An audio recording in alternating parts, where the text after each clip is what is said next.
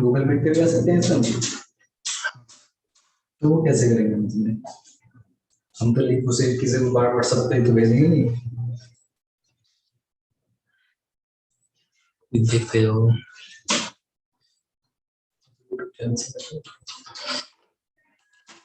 कर रहा हूँ मैं।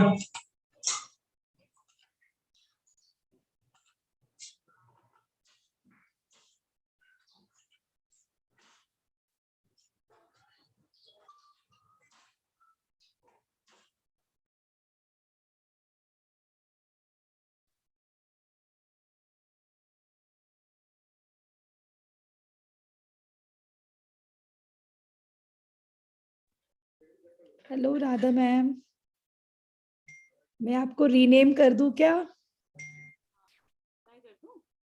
आपका हिमांशी बेटी का नाम आ रहा है शायद।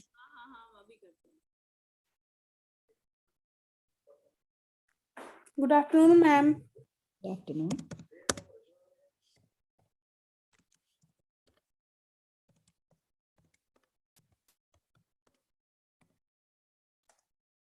मैंने आपको रीनेम कर दिया मैम। आवाज कुछ हल्की आ रही है आपकी, बहुत दबी दबी। एक मिनट, दबी दबी सी आ रही है। थोड़ा आपको पास करके गाना है ना कभी volume.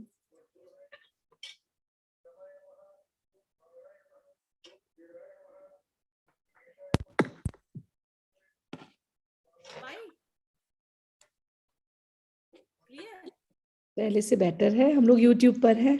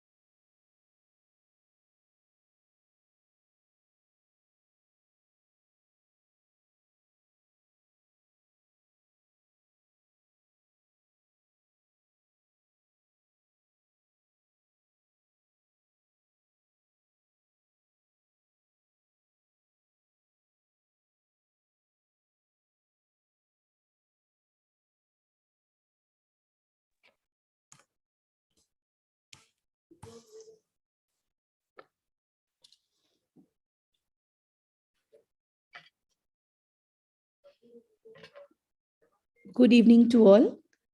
I would like to owe permission from our most respectable principal ma'am to start the program. अनुमति है. Thank you so much, ma'am. A very good evening to all.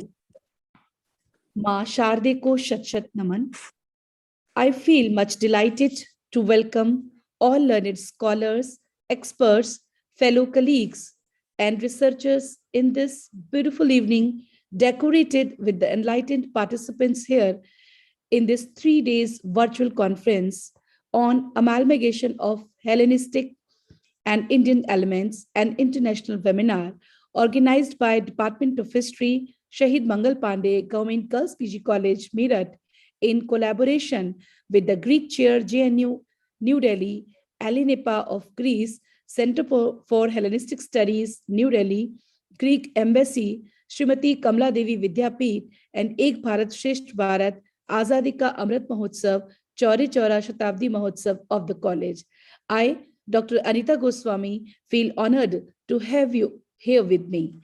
So before starting the program, we want the blessings from the God. So I request my very melodious friend, Dr. Radha Rani ma'am, to kindly present Saraswati Vandana.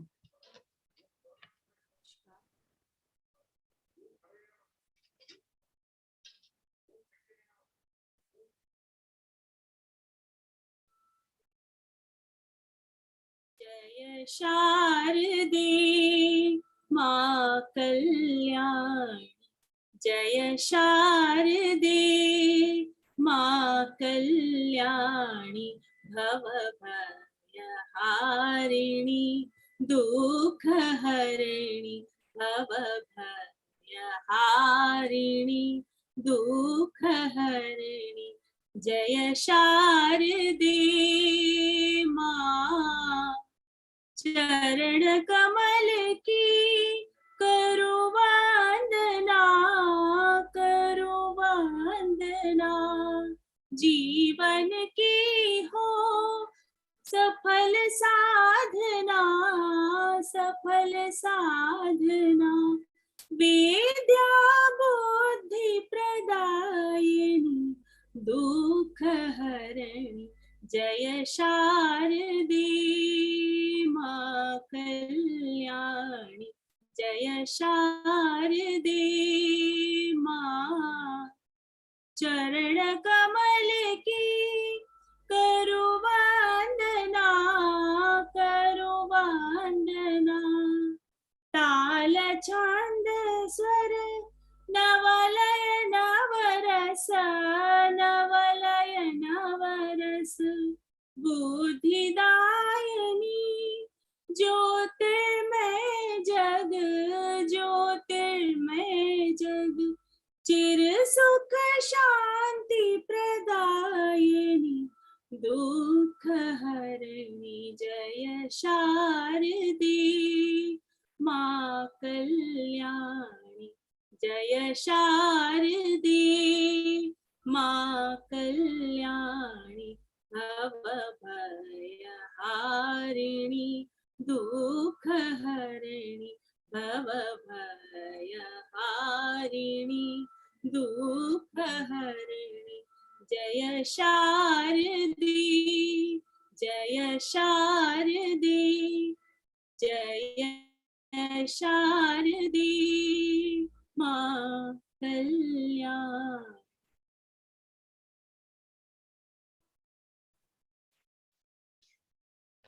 I thank you very much, Dr. Radha ma'am, for your melodious performance. We feel pleasure to hear from you. Thank you so much. Now I would like to proceed towards the program. And first of all, as we know, this conference has been a landmark in the field of Greco-Indian studies, as it has proven its identity and acceptability about the forum of learned scholars. So here, first of all, I would like to welcome my very respectable and a very special guest from Vienna, Austria, Professor Gianluigi Segalerba, as the chief guest of our today's program. Sir, I thank you very much from the whole staff of my college, my principal, and my colleagues, that you have given us this opportunity to have your views in this conference. From all past 3 days, you are with us with all your grace. Thank you so much, sir, for being with us. Your expertise in the field of history, basically in the philosophical history of Greece, is remarkable. And we have seen in your presentation that how you have compared various things of India and Greece so wisely. Thank you so much, sir. I really welcome you heartily. Thank you. Now I would like to welcome the Dr. Renu Shukla, who is going to chair this session. She is quite busy with another meeting also, so will join us for few time only. Then I would like to welcome Dr. Anil Kumar Singh, who is a Greek chair presently in New Delhi, Jawaharlal Nehru University, and as well as all the fellow participants and colleagues, researchers, students from different parts of the country who are regularly having been benefited with this webinar. Even we are on virtual platform, but we have clearly shared our views very nicely and with all its graceness of academics. So I again thank you all the participants present here with my beautiful colleagues also. So we all together make this evening a wonderful one for the academics. Thank you so much. And to continue the program, I would like to request my most energetic principal ma'am, Professor Dr. Anju Singh, to kindly present the presidential remarks. Thank you, Dr. Anita Goswami. आप सभी को मेरा नमस्कार। शहीद मंगल पांडे राजकीय महिला स्नातकोत्तर महाविद्यालय मेरठ के इतिहास विभाग द्वारा डॉक्टर अनीता गोस्वामी के संयोजन में आयोजित इस वर्चुअल इंटरनेशनल वेबिनार के समापन सत्र में उपस्थित मुख्य अतिथि professor Dimitrios Vasiliadis ji, chairperson doctor Atul Kumar Sinha, Austria Vienna से जुड़े प्रोफेसर ज्ञान लुइगी, प्रोफेसर कैथरीन, समस्त प्रबुद्ध विद्वान, विषय विशेषज्ञ, अतिथि वक्तागण, प्रतिभागी शोधार्थी, Greek chair doctor Anil Kumar Singh, महाविद्यालय की सभी छात्राएं एवं सभी विद्यार्थियों का स्वागत करती हूं। यूनानी एवं भारतीय संस्कृति में समन्वय पर आधारित इस त्रिदिवसीय अंतर्राष्ट्रीय वेबिनार के समापन सत्र पर अपने विचार प्रस्तुत करते हुए मुझे अत्यंत हर्ष की अनुभूति है कि यह वेबिनार अपनी अकादमिक संकल्पना के उच्चतम शिखर को प्राप्त करने में सफल रहा है। साइंस के विद्यार्थी होने के कारण इतिहास के इस विषय को इन 3 दिनों में मैंने समझने की कोशिश की है, इसकी प्रासंगिकता को व उपादेयता को वर्तमान से जोड़ने की कोशिश की और जितनी भी व्याख्यान मैंने सुने हैं उससे मुझे प्रेरणा मिली है कि इसे और अधिक पढ़ा जाए, समझा जाए। प्रोफेसर वासिलियाडीस जी का प्रस्तुतिकरण अपने आप में यूनान और भारत के संबंधों को दर्शाने में एक रीढ़ की भांति रहा। ऐसे उच्च स्तरीय तथा धरातल को खोजने वाले प्रस्तुतिकरण प्राप्त करना अत्यंत दुर्लभ कार्य है। मैं संस्था के प्रमुख होने के नाते भी उनको साधुवाद देना चाहूंगी कि उन्होंने अपने उत्कृष्ट प्रस्तुतिकरण को यहाँ हमारे साथ साझा किया। साथ ही प्रोफेसर ज्ञान लुइगी जी को भी मैं अपनी ओर से बधाई देना चाहूंगी, जिन्होंने इस वेबिनार के बीच पूर्ण रूप से अपनी उपस्थिति बनाए रखकर इस कार्यक्रम को जीवंतता प्रदान की। प्रोफेसर ज्ञान लुइगी का गहन अध्ययन, जो कि उपनिषदों के श्लोकों सहित व्याख्या और उनका यूनानी विचारधाराओं से समन्वय दर्शाना, अपने आप में उनके अकादमिक कौशल का एक जीवंत उदाहरण प्रस्तुत करता है। प्रोफेसर उदय प्रकाश अरोड़ा जी, जो भारत में यूनानी संबंधों के पायनियर व एकमात्र शिखर पर विराजमान अध्येता माने जाते हैं, का संदेश भी हृदय स्पर्शी था। डॉक्टर अनिल कुमार सिंह, जो वर्तमान ग्रीक चेयर पे सुशोभित हैं, के प्रयासों की सराहना किए जाने योग्य है। भारतीय व यूनानी राजनीति पर उनका सारगर्भित व्याख्यान अनुपम रहा। प्रोफेसर अनंतागिरी ने अपने ओजस्वी वक्तव्य में बताया कि हमें सुकरात की ये बात नहीं भूलनी चाहिए कि I know that I know nothing.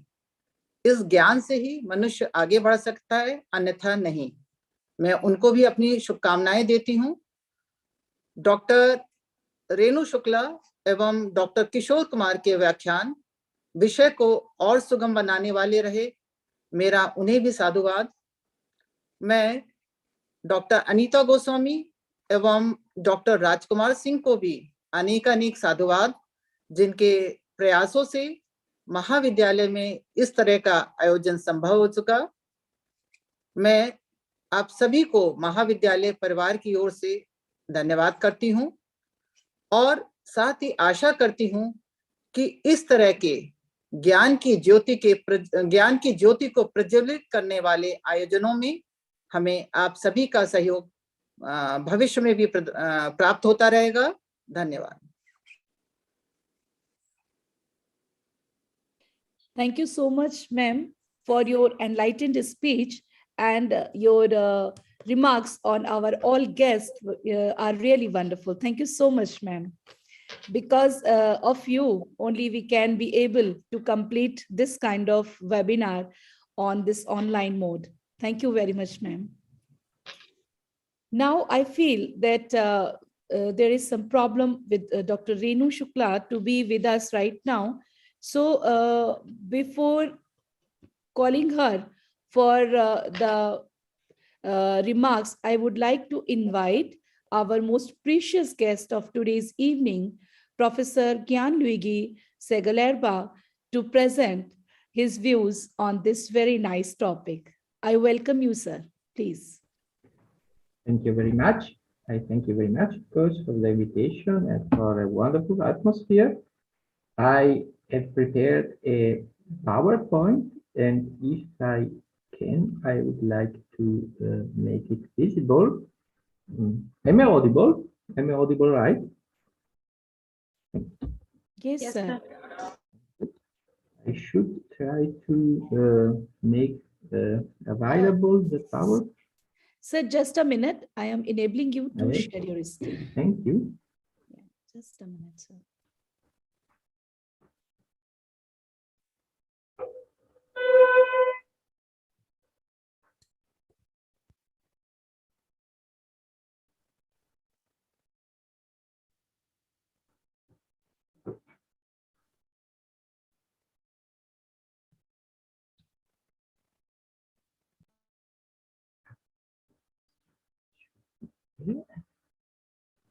Yes, sir. You can present now, sir.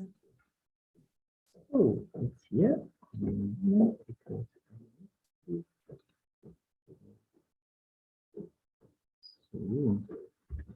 So, thank you very much. Also today I have to speak alone because Catherine Duvaux has her problems in the work, and therefore she cannot be here. But we work together on these new points, which we would like now to present you. I thank you, of course, very much for the invitation, and of course I will make available the text of this PowerPoint and of the PowerPoint preceding this one. And of course, I will prepare also 2 drafts connected to these PowerPoints and to these 2 expositions. Today, I would like to concentrate myself to a point which I partially introduced last time. That is, I said that there are these 3 oppositions in the Brihadaranyaka Upanishad. That is, in particular, that is this opposition between Asat and Sat, between, so to speak, being and not being. Because, and why on this precisely? Because this opposition is an opposition that we can find at the very beginning of the ancient Greek philosophical thought. That is, I spoke about Parmenides. I read something, but not very much, because I concentrated mainly on the question of the chariot and of the image, allegory of the chariot in Phaedrus of Plato and in the Kathopanishad. But I alluded to the most radical point of a very great part of ancient Greek philosophy, that is the problem of being and of the opposition between, a contrast between being and not being. And I said that the first thinker who is concentrated on this opposition is Parmenides. Parmenides comes before Plato, nearly 100 before Plato, but in my opinion, he is the great master of Plato, despite that, of course, Plato did not know him in person, but Plato always holds present the philosophy of Parmenides. And why I think that Parmenides is so important, and why I think that Parmenides' philosophy is so fascinating, in order to find contact point within the Indian cultural heritage, the great Indian cultural heritage on the one side, and on the other side, Parmenides, because Parmenides speaks practically in all our work, at least in the work which has come up to us, of the being, of the position between being and not being on the one side, on the one hand, and also on the necessity that the individual passes from the average life condition, which is dominated by appearance, which is a condition of appearance, of falsity, of potential lack of truth, to the dimension of truth.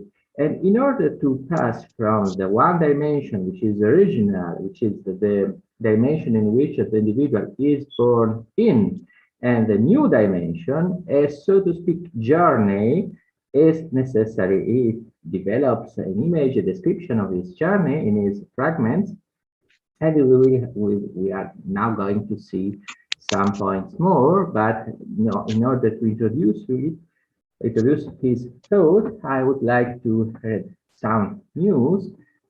And so I said an aspect which was only shortly mentioned during the last sessions for Parmenides' philosophy.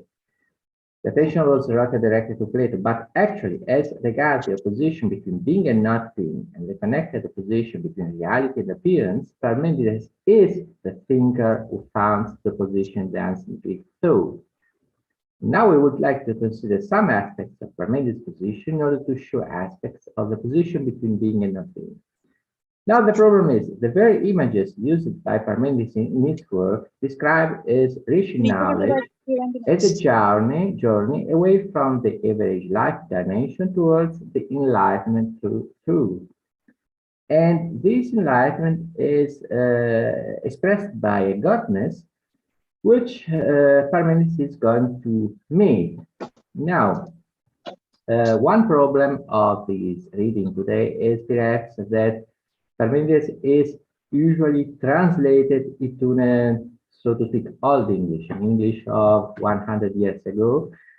first point. Second point is Parmenides wrote in poetry, in poetical form, in an old Greek, ancient Greek, which was not so easy at the time of Plato because it is rather Homeric ancient Greek, but of course it can be translated and interpreted. Now we will read something and we will see how Parmenides describes is going away from the average life condition towards the truth, towards the being.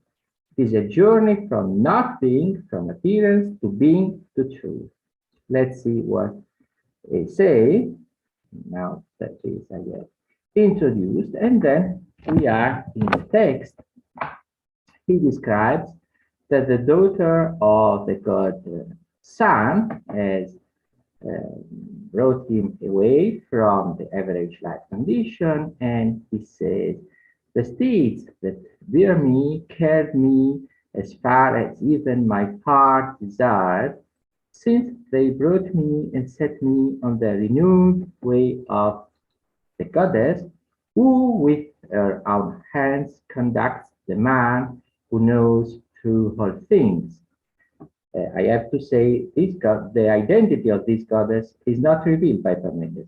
The interpreters make different hypotheses, but of course we have no certainty. We only know that she is a goddess, but we do not know who she is actually. But let's prosecute. On what way was I borne along?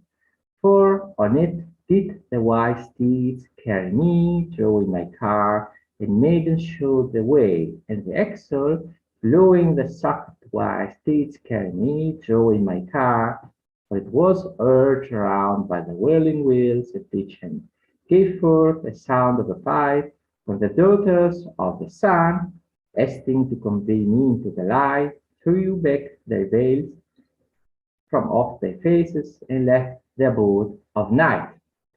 There are the gates of the ways of night and day, fitted above with a lintel and below with a threshold of stone. So Parmenides is describing his journey as a passage from night, from the darkness to the light. That is, darkness and light as a position, not being and being we will see as a position, and of course appearance and reality as a position. They themselves, high in the air, are closed by mighty doors, and avenging justice keeps the keys that open them.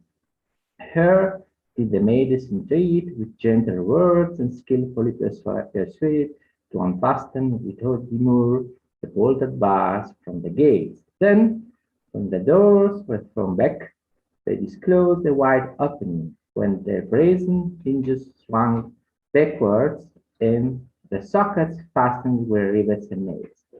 Straight through them, on the broad way, did the maidens guide the horses and the car, and the goddess, now we have the goddess, lastly greeted me kindly, and took my right hand in hers, and spake to me these words. So we see spake, for instance, is not usually English now, it is English from 100 years ago, more or less. But another thing which I would like to mention you before I pass over to the lecture or the long description of the goddess is that we have again the metaphor of the chariot. That is, Parmenides is brought away from its dimension, the dimension of the night, the dimension of the appearance and of the ignorance, to the dimension of light, of knowledge, and of truth, with a chariot also in this case. And we have seen last time how chariot was important in the allegory of Plato. So perhaps this also is an aspect which cannot be forgotten. But let's go ahead with the description of the goddess. Some verses we have already read last time, but of course the problem are only at the beginning. Let's see. The goddess tells, "Welcome, noble youth. that cometh to my abode on the car that bears feet tended by the immortal charioteers. It is no hill chance, but justice and right that has sent thee forth to travel on this way. Far indeed does it lie from the beaten track of men. Made it is that you shouldest learn all things, as well the shaken heart of persons truth as the opinions of mortals in which is no true belief at all.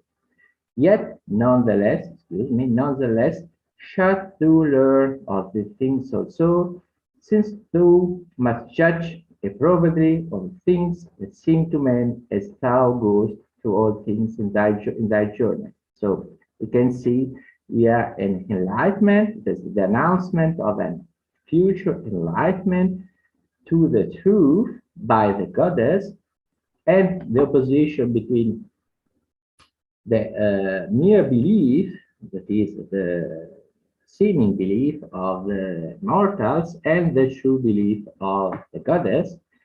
And the goddess, we see the meeting with the goddess, and the goddess now begins to teach the basic structures of reality. And we will see this amounts to a complete modification of the usual average way of thinking. It is not simply, so to speak,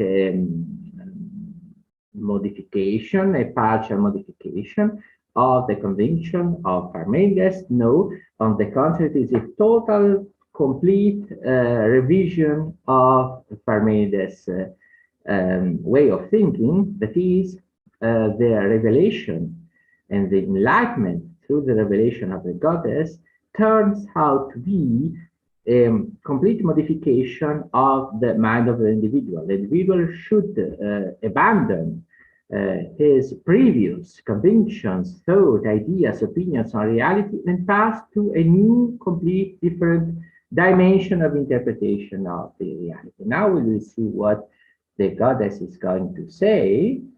And she says, "Come now, I will tell thee, and do thou hearken to my saying and carry it away, the only two ways of search that can be thought of. The first, namely, that it is the being, that it is impossible for anything not to be, is the way of conviction, for truth is its companion." So, rather synthetically, the goddess is saying the way of being is the true way of interpretation of reality. Being is the actual reality, and truth is the linked to the being of reality. The falsity now is introduced, and the goddess says the other way, namely that it is not, and that something must needs not be. That, I tell thee, is a wholly untrustworthy path. For you cannot know what it is not, that is impossible, not utter it. For it is the same thing that can be thought and that can be. So, as we could see this opposition, between Asat and Sat, we see here an opposition between what is and what is not. And the opposition goes ahead. Last time we had read something of it, but now we will have the chance to read the discourse of the goddess in full. The goddess says, it needs must be that what can be thought and spoken of is, for it is possible for it to be, and it is not possible for what it is nothing to be. This is what I bid thee ponder. I hold thee back from this first way of inquiry, and from this other also, upon which mortals knowing not wander in two minds. For hesitation guides the wandering thought in their breasts, so that they are borne along stupefied like men deaf and blind. Undiscerning crowds, in whose eyes the same thing and not the same is, and is not, and all things travel in opposite directions. For this shall never be proved, that the things that are not far, and do thou restrain thy thought from this way of inquiry, nor let habit force thee to cast a wandering eye upon this devious track, or to turn thither thy sounding hair of thy tongue. But do thou judge the subaltern refutation of the discourse uttered by me. One path only is left for us to speak of, namely, that it is. In it are very many tokens that what is uncreated and indestructible, alone, complete, immovable, and without end. Nor was it ever, nor will it be, for now it is, all at once, a continuous one.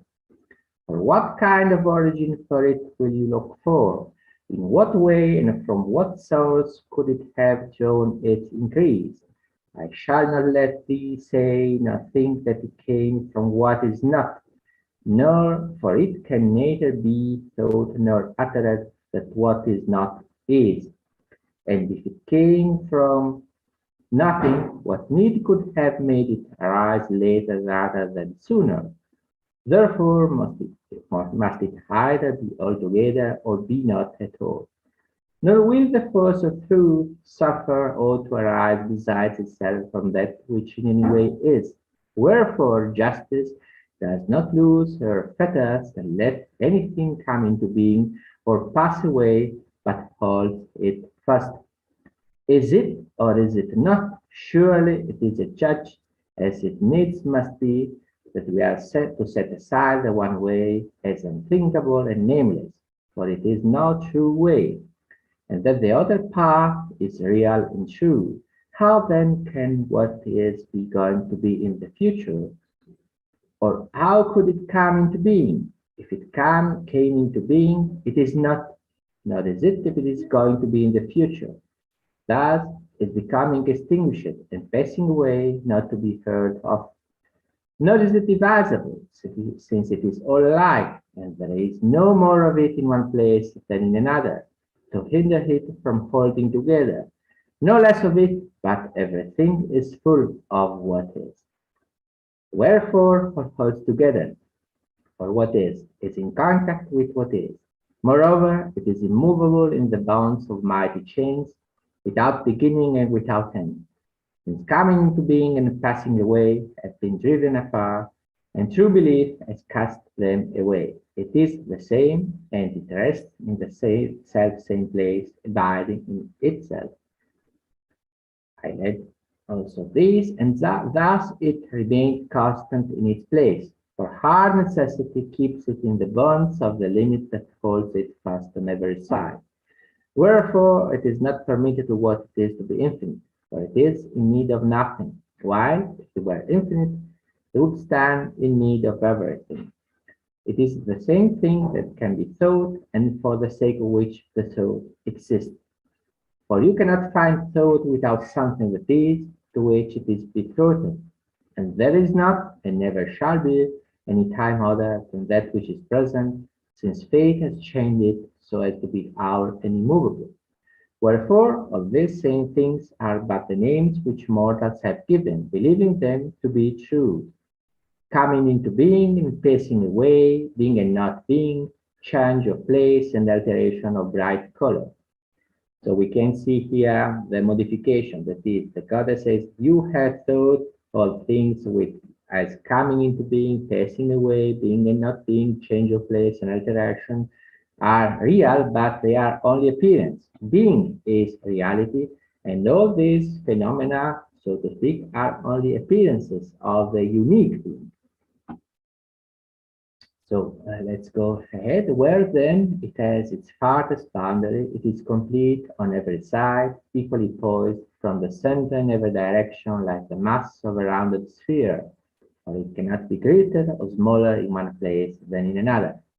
But there is nothing which is not that could keep it from reaching out equally, nor it is possible that there should be more of what it is in this place and less in that, since it is all inviolable, or since it is equal in all directions, it is equally confined within limits. Here shall I close my trustworthy speech and thought about the truth. Henceforward, learn the opinions of mortals, giving ear to the deceptive ordering of my words. Mortals have settled in their minds to speak of two forms, one of which they should have left out, and that is where they go astray from the truth. They have assigned an opposite substance to each, and marks distinct from one another. To the one they allot the fire of heaven, light, thing in every direction, the same as itself, but not the same as the other. The other is opposite to it, dark night, a compact and heavy body.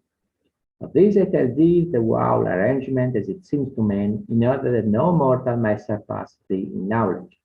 And so, now that all things have been named light and night, and the things which belong to the power of each have been assigned to these things and to those, everything is full at once of light and dark night. And then she goes forward, and the point is, we have seen there is a radical mutation in the mind of the individual. If the individual before thought there are this plurality of things, and these are exhausting, are completing our reality, the goddess is saying no, the sphere of becoming actually is only appearance. The sphere of truth is the sphere of the being, of the immutability, and changelessness, and so on and so forth. And of course, we have to cope and to cope with and to face with the dimension of appearance in which we are living. But our, so to speak, our duty and is to accept, to be aware of, and to acknowledge, to recognize that the sphere of becoming is only a sphere of pure appearance, which has, in truth, no foundation, no basis at all. Of course, I could go on, but it is also a list of, so to speak, mythological description of the appearance and of the opinions in which we are living. Now, I would like to read you something else that I introduced, but I could not take into examination last time, the problem of Plato's cave. And we are here more or less in the same way of thinking of Parmenides. As I said, Plato takes in very many aspects of Parmenides, in particular, and most of all, there's opposition between the way of the dimension of appearance and the dimension of truth. And he says many times in his works, Parmenides, unfortunately, we have not so much of Parmenides. We have been able to see there are only 50, 60 verses, which are, of course, very important, but unfortunately, we have not so much of Parmenides. Of Plato, we have much more, of course, and practically in all his dialogues, perhaps not in all his dialogues, but in very many of his works, Plato is expressing in different manners and with different nuances the importance of the recognition of the sphere of appearance, that is, the individuals. The first step of knowledge of reality for the individuals is to acknowledge that they are immersed, submerged in a dimension of appearance, and they have to go out of this dimension, and to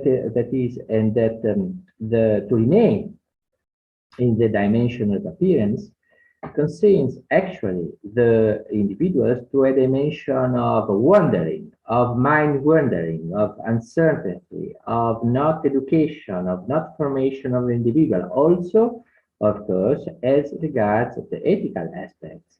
Is the dimension of the individual who is not going beyond the sphere of appearance and who is not in the condition, is not able to acknowledge the existence of another dimension and to form himself on the basis of the acknowledgement of this other dimension. Well, the dimension, the degree of the moral development of the individual who is not able to make this voyage, this trip, this journey to another dimension, is, of course, condemned to remain uncertain. And one of the metaphors, allegories, one of the most famous, perhaps the most famous one of the Plato's myth and allegories is the allegory of the cave. That is, as alluded to perhaps in the last session, Plato describes our condition, the condition of the average individual, as the condition of a person who is living in a cave. The cave is the dimension of appearance, and the destiny of the individual can be to continue to believe that the cave, the appearance, is the only dimension, or it can be that the individual becomes aware that the dimension of the cave, of the appearance, is not the only one dimension of reality, that is, that reality is not only appearance, but there is another true, authentic reality, which must be discovered by the individual himself. And in the metaphor, the individual goes out from the cave. They would like to read you perhaps something as regards the description of the original condition of the individual, because it is particularly impressive how Plato is describing. And well, in spite of the fact that Plato is here not recurring to the metaphor, to the allegory of the chariot, whereas Parmenides is resorting to this allegory of the chariot in order to describe the journey from a dimension to the other one, from appearance to truth, from appearance to authentic reality. Also here we can see in the allegorical form a journey from the darkness to the light, from not being to being, Sat, from Asat and Sat. And Plato says in the introduction of his allegory, he says, next I said, compare the effect of education and of the lack of it on our nature to an experience like this. Imagine human beings living in an underground, cave-like dwelling with an entrance a long way up, which is both open to the light and as wide as the cave itself. They have been there since childhood, fixed in the same place, with their necks and legs fettered, able to see only in front of them, because their bonds prevent them from turning their heads around. Light is provided by a fire burning far above and behind them. Also behind them, but on higher ground, there is a path stretching between them and the fire. Imagine that along this path a lone wall has been built, like the screen in front of puppeteers, above which they show their puppets.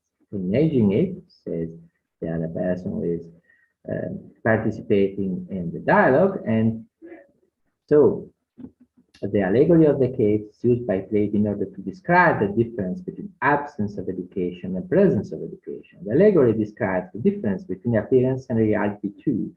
The allegory is used to describe that the way to education is a long and difficult way. And the allegory is functioned to show that the individual how to become conscious of his own condition. And going ahead, he says, Plato said, then also imagine that there are people along the wall carrying all kinds of artifacts that project above it statues of people and other animals made out of stone, wood, and every material. And as you'd expect, some of the carriers are talking and some are silent.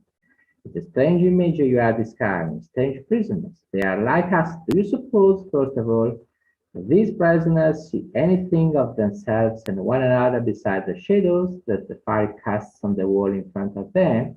How could they, if they have to keep their heads motionless throughout life? What about the things being carried along the wall? Isn't the same true of them? Of course. And if they could talk to one another, don't you think they'd suppose that the names they use apply to the things they see passing before them? They dare to. And what if their prisons also had an echo from the wall facing them? Don't you think they'd believe that the shadows passing in front of them were talking whenever one of the cars passing along the wall was them too? I said and do. Then the prisoners would in every way believe that the truth is nothing other than the shadows of those artifacts. And here comes the truth of it.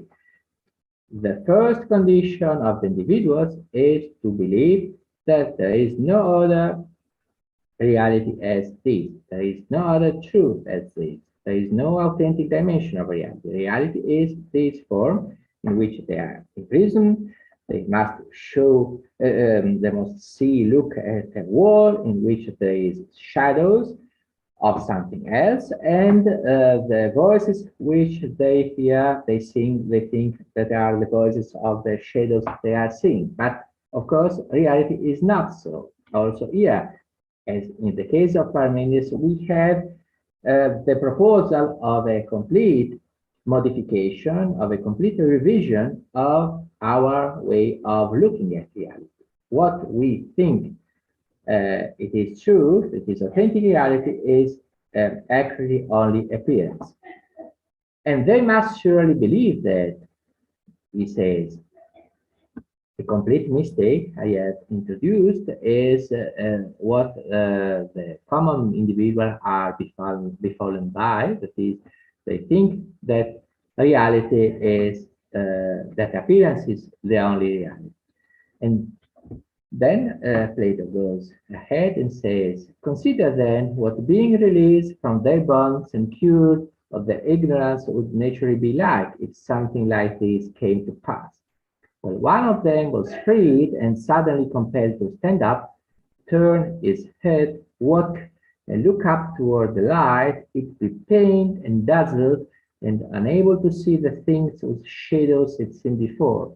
What do you think he'd say if we told him that what he'd seen before was inconsequential, but then now, because he's a bit closer to the things that are and is turned toward things that are more, it sees more correctly? Or to put it another way, if we point to each of the things passing by, ask him what each of them is, and compel him to answer, don't you think he'd be at a loss, and that he'd believe that the things he saw earlier were truer than the ones it was now being shown, much truer? And he says, and if someone compelled him to look at the light itself, wouldn't his eyes err, and would he turn around and flee towards the thing is able to see, believing that they are really clearer than the one is being shown? He would, and if someone dragged him away from there by force, up the road, steep path, that is the individual does not understand any longer what is coming about and is compelled to go outside from the cave. And if someone dragged him away from there by force, up the rough, steep path, and did let him go until he had dragged him into the sunlight, wouldn't it be pained and irritated at being treated that way? And when he came into the light, with the sun filling his eyes, wouldn't he be unable to see a single one of the things now said to be true? That is, immediately to be outside the cave is not so easy. One is has too much got the habit to see these shadows, and one cannot see the real light, the real reality. One cannot have immediately the habit to see the true reality as it is. And Plato goes ahead. He would be enabled to see them, at least at first. I suppose then that he'd need time to get adjusted before he could see things in the world above. At first, it sees shadows most easily, that images of men and other things in water than the things themselves. of this, it be able to study the things in the sky and the sky itself more easily at night, looking at the light of the stars and the moon, than during the day, looking at the sun and at the light of the sun. Of course, finally, I suppose, it be able to see the sun, not images of it in water or some alien place, but the sun itself in its own place, and be able to study it, necessarily so. And at this point, it would infer and conclude that the sun provides the seasons and the years, governs everything in the visible world, and is in some way the cause of all the things that he used to see. It's clear that that would be his next step. What about then? He reminds himself of his first dwelling place, his fellow prisoners, and what passed for wisdom there. Don't you think that he'd count himself happy for the change and pity the others? Certain, if there had been any honors, praises, or prizes among them for the one who was sharpest at identifying the shadows that they passed by, who best remembered which usually came earlier, which later, and which simultaneously, who could thus best dive on the future, do you think that our man who desired his rewards or envied those among the prisoners who were honored held power? Instead, would he feel with Homer that he'd much prefer to work the earth as a serf to another, one without possession, and go through any sufferings rather than share their opinions, and live as they do? I suppose he would rather suffer anything than live like that. So yeah, it is another time this way of complete modification, not only of the degree of reality, of the kind of reality from appearance to reality, but also of the education of the individual. Here we see the enlightenment is not so immediate as in the case of Parmenides. Plato is saying, beware, be careful, the way of education is long, it takes time, it takes engagement, it asks for a complete engagement by the individual.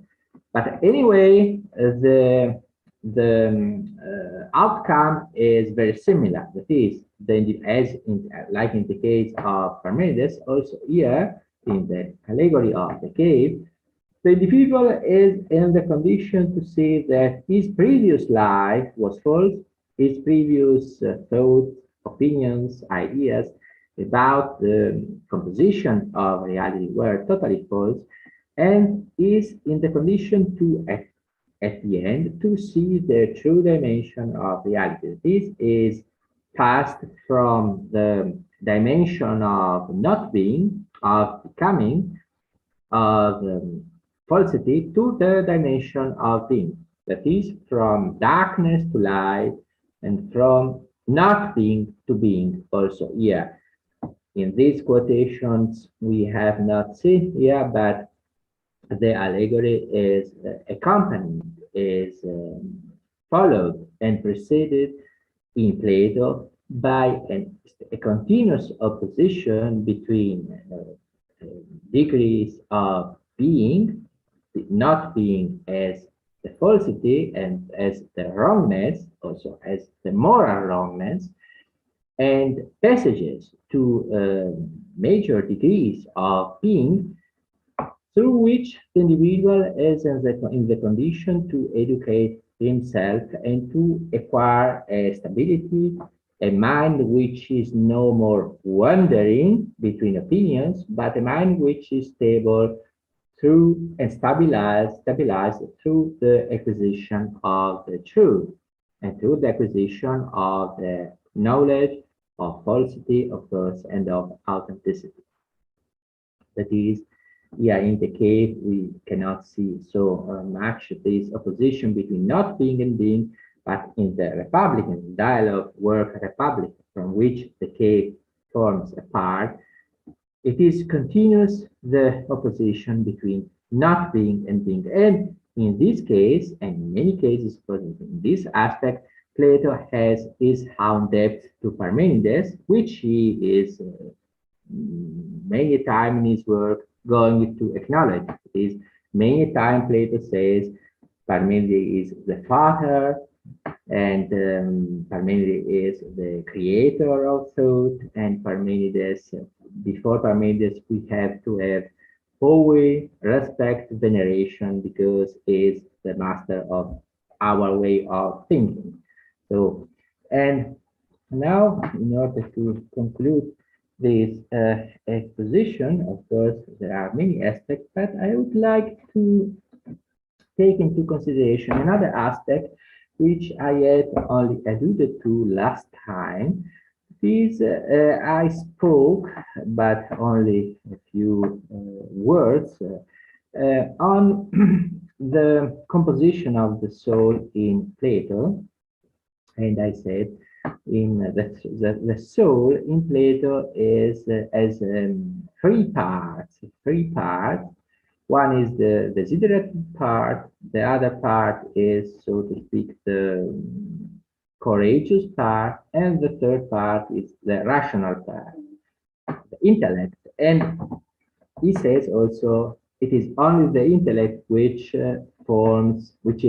represents the real man. The other two parts, and in particular the appetitive, the desiderative part, is a part which usually can lead the individual to degeneration, to moral degeneration. That is, the individual has three parts in his soul, and depending on which part is developed, the individual can have different destinies in his own life, and of course also in the transmigration of his own soul.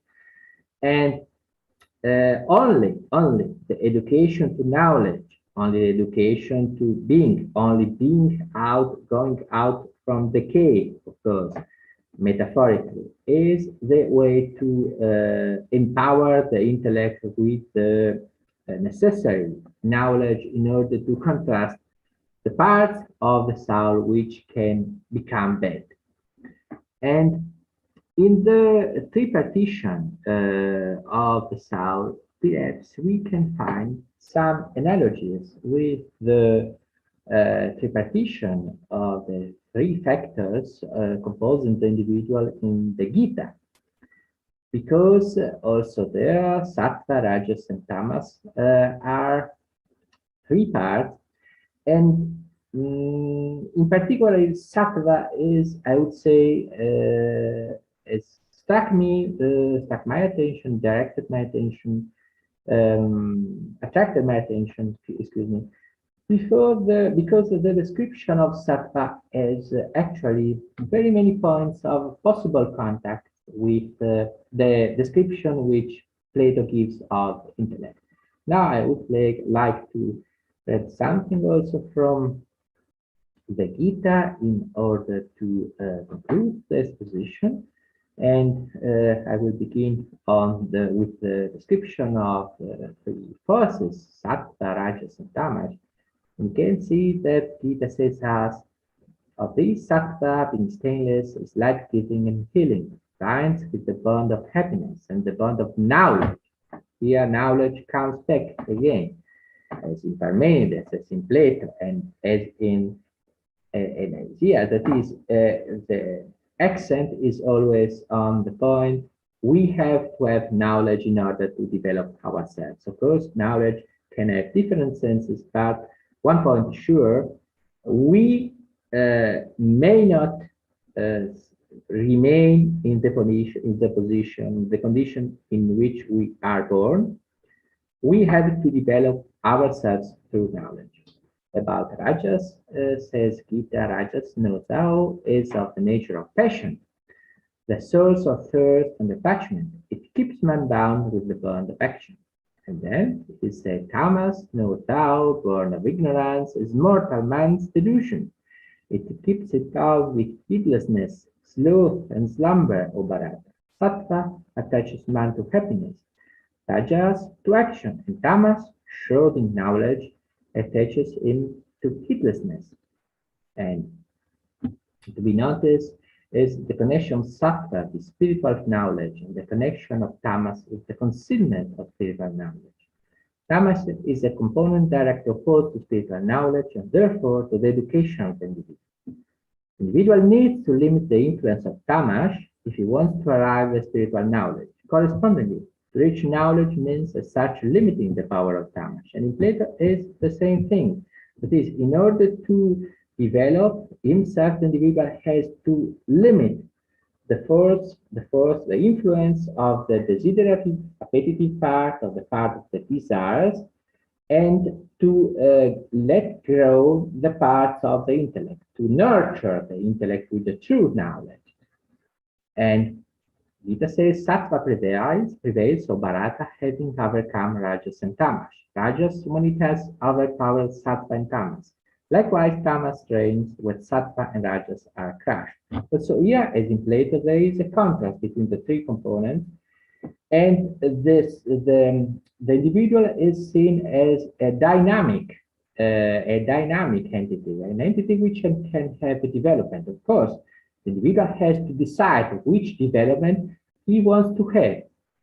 If he wants to have an intellectual development, then he has to develop sattva. And in the same way, also in Plato it is so. The individual must know as his initial condition, and then he has to decide. Nobody can decide for him, instead of him, in his place. He has the responsibility. If he wants to strengthen the intellectual position, he has to begin this process of knowledge. He has to metaphorically say he has to want to go and to go actually out of the cave. And so to read now also this and to conclude, Gita says, when the light, knowledge, shines forth from all the gates of this body, then it may be known that the sattva thrives. Greed, activity, assumption of undertakings, restlessness, craving, these are in evidence when Rajas flourishes, or Bharat-sattva. Ignorance, dullness, heedlessness, and delusion, these are in evidence when Tamas reigns, or Purananda.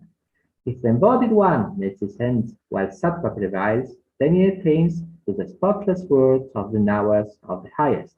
If he dies during the reign with him of Rajas, he is born among men attached to action. And if he dies in Tamas, is born in species not endowed with reason. And also here, we can find examples in Plato in which it is said so. If the individual has developed his intellect, he will have either no rebirth because he's reached the highest one, or if he's going to have a rebirth, is going to have a rebirth as intellectual reality. But if he's been living as in a bestial way, he will have the rebirth of in a bestial dimension.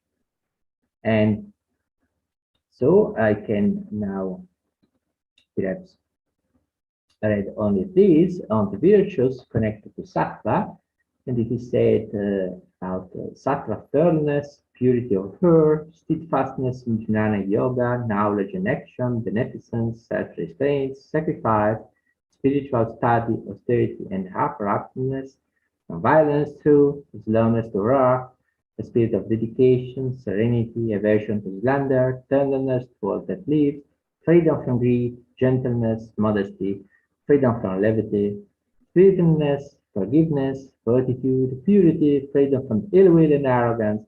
These are to be found in one born with a given divine heritage of Bharat. And last but not least, of course, this one, there is nothing in this world as purifying as knowledge. He who is perfected by yoga finds it in himself in the fullness of time. And so, and on the other side, but to them whose ignorance is destroyed by the knowledge of Atman, this their knowledge, like the sun, reveals the Supreme. Those whose intellect is suffused with that, whose self has become one with that, abide in that, and whose end and aim is that, wipe out their sins with knowledge, and go whence there is no return. And to conclude now, we can see also here, as we could see on Saturday, that is, if the man, the individual, is in the condition to arrive to the perfect degree of knowledge, then, as in the example of the Phaedrus, Plato's Phaedrus, the individual is no more condemned to the cycle of the rebirth, and it can reach a dimension in which it is completed in its existence and in its essence. So I thank you very much, and thank you very much for your attention. And we thank you. Actually, Catherine cannot be here, but we thank you both very much for your attention and for your invitation. Thank you very much.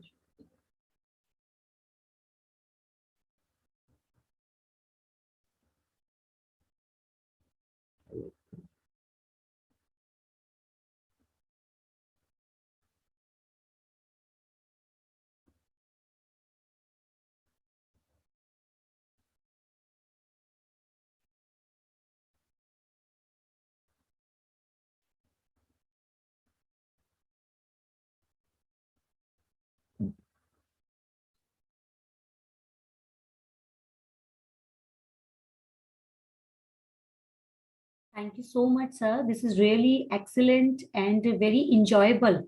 Are you listening? Are you able to listen me?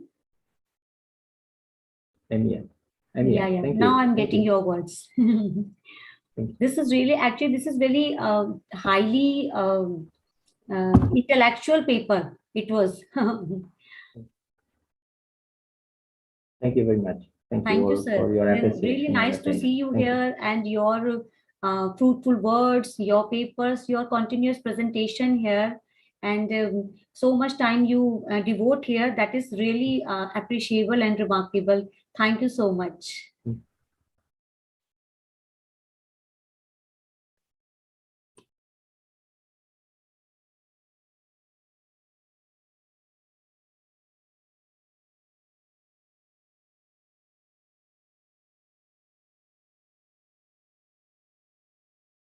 I think there is a little problem for her site. She is trying to connect.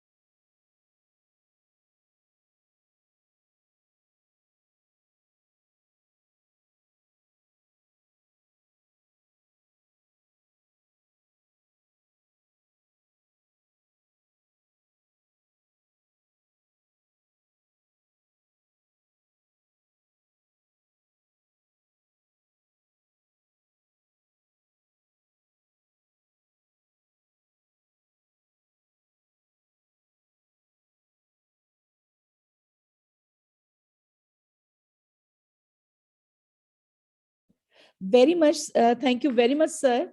And I thank you a lot for your very delighted deliberation. And we have been very much enlightened from your presentation as well as your in-depth study you have done in your field. So on behalf of my college, sir, I am very much thankful to you for being with us in all 3 days. You have with us from past 3 days, and just like a very good learner, very good listener, and a very good presenter, you have been with us. So if we have people like you with us who are much learned, who have good command on your topic, it is really very wonderful for us. And I know that this webinar, with your help, will be a fruitful one for all of us. Those who have taken part in this webinar definitely have been benefited from your presentation, which is really an in-depth study about the Kathopanishad, about the Republica you have presented, and about various thoughts of Indo-Greek or Indo-Hellenistic period, which has shown great and remarkable similarities. And we can do comparisons, and sometimes we can lost into it, which belong to Greece and which belong to India. I feel that. So, sir, my heartfelt congratulations to you for your wonderful presentation, for your wonderful thoughts. And I hope that you will not only inspire us to be much particular about our studies and to be an in-depth study for particular subject. Thank you very much, sir. So now, to continue with the program, I would like to call upon Dr. Renu Shukla, Professor, Kanya Gurukul, Mahavidyalaya, Dehradun, who will present her views on this topic. I hope she is with us. Dr. Yes, thank you, Dr. Anita. Can you hear me? Am I audible? Yes, yes, it is audible. Okay, okay. Thank you, honorable dignitaries. You are not audible. From Yes. this side, huh? Is everything okay? I'm audible? Okay. Okay, honorable dignitaries, distinguished scholars, friends and participants.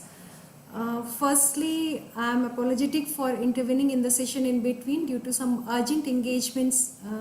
I will not be able to stay until the end of the session, and I'm sorry I couldn't listen to Professor Gyan Ligi Segal Reba due to the same engagement, but I am sure his presentation would have been wonderful and enlightening. I have attended the inaugural session, and his presentation was very good. I have listened to Professor Vasiladius also. I have been in the technical sessions, which were highly informative and useful. I hope the valedictory session will go well, and the conference was an enriching experience for you. And I am thankful to the organizers for giving me the opportunity to be a part of this event. I wish them all the best for their future ventures. And with this, I would like to apologize once again and your leave. Thank you so much for having me here.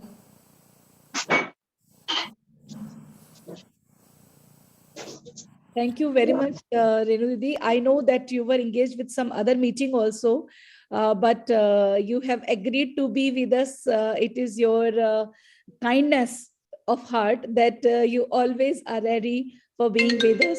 And I thank you very much for your wonderful talk. And we were very much keen to listen from you more, but I know you are busy. So thank you for this time. And I hope that in future also, I will engage you with me. Thank you, thank you. Thank you so much.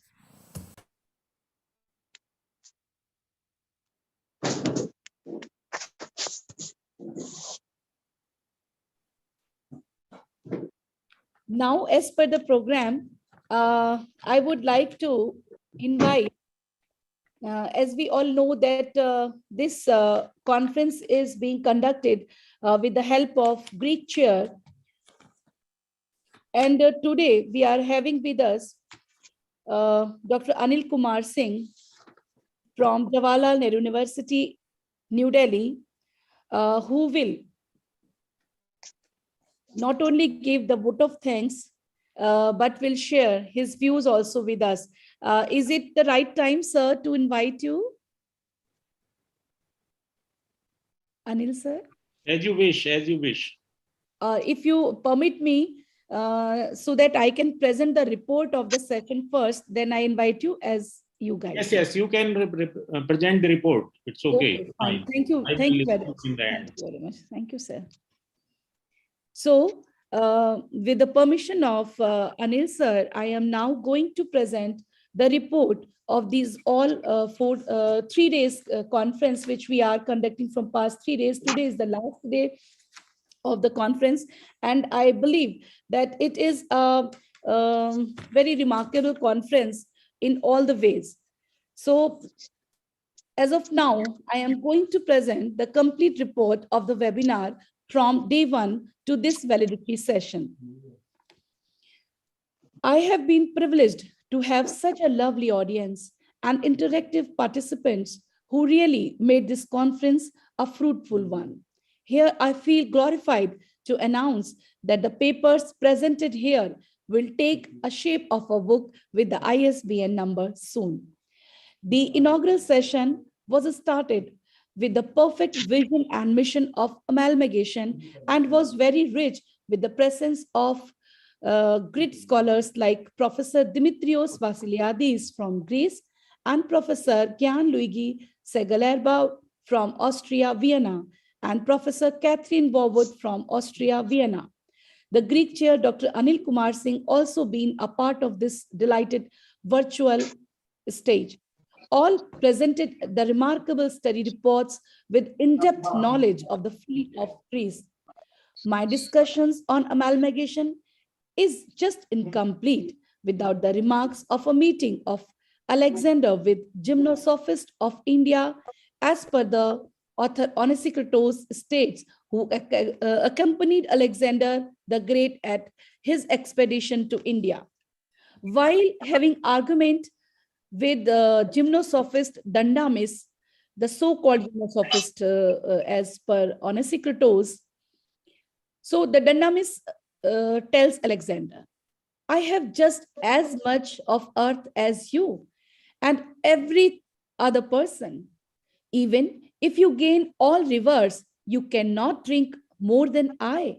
Therefore, I have no fear, acquired no wounds, and destroy no cities. I have just as much earth and water as you. Altogether, I possess everything. Learn this wisdom from me. Wish for nothing, and everything is yours. So, this fragment I have taken from the book of Jean W. Sadler, India and the Greek World, Totova, New Jersey, 1980. So by this way, we can have an idea that what kind of philosophy India possessed from the very beginning. And it was taught by the gymnosophist to the Alexander. And Alexander was also very much impressed with these thoughts. So eventually, all the scholars present their works tried to explain the contact of India and Greece from ancient times. Here, I feel much excited to share with you all that Professor Vasiliadis is not only an expert of Greece, but he possessed great expertise in producing a dictionary of Sanskrit and Greek words, which is a very big credit to his name. He studied in Banaras for years to find the actual facts about this country and its language. And after completing the work from Banaras, he went back to Greece and completed the lexicon, which is about the Sanskrit and the Greek words.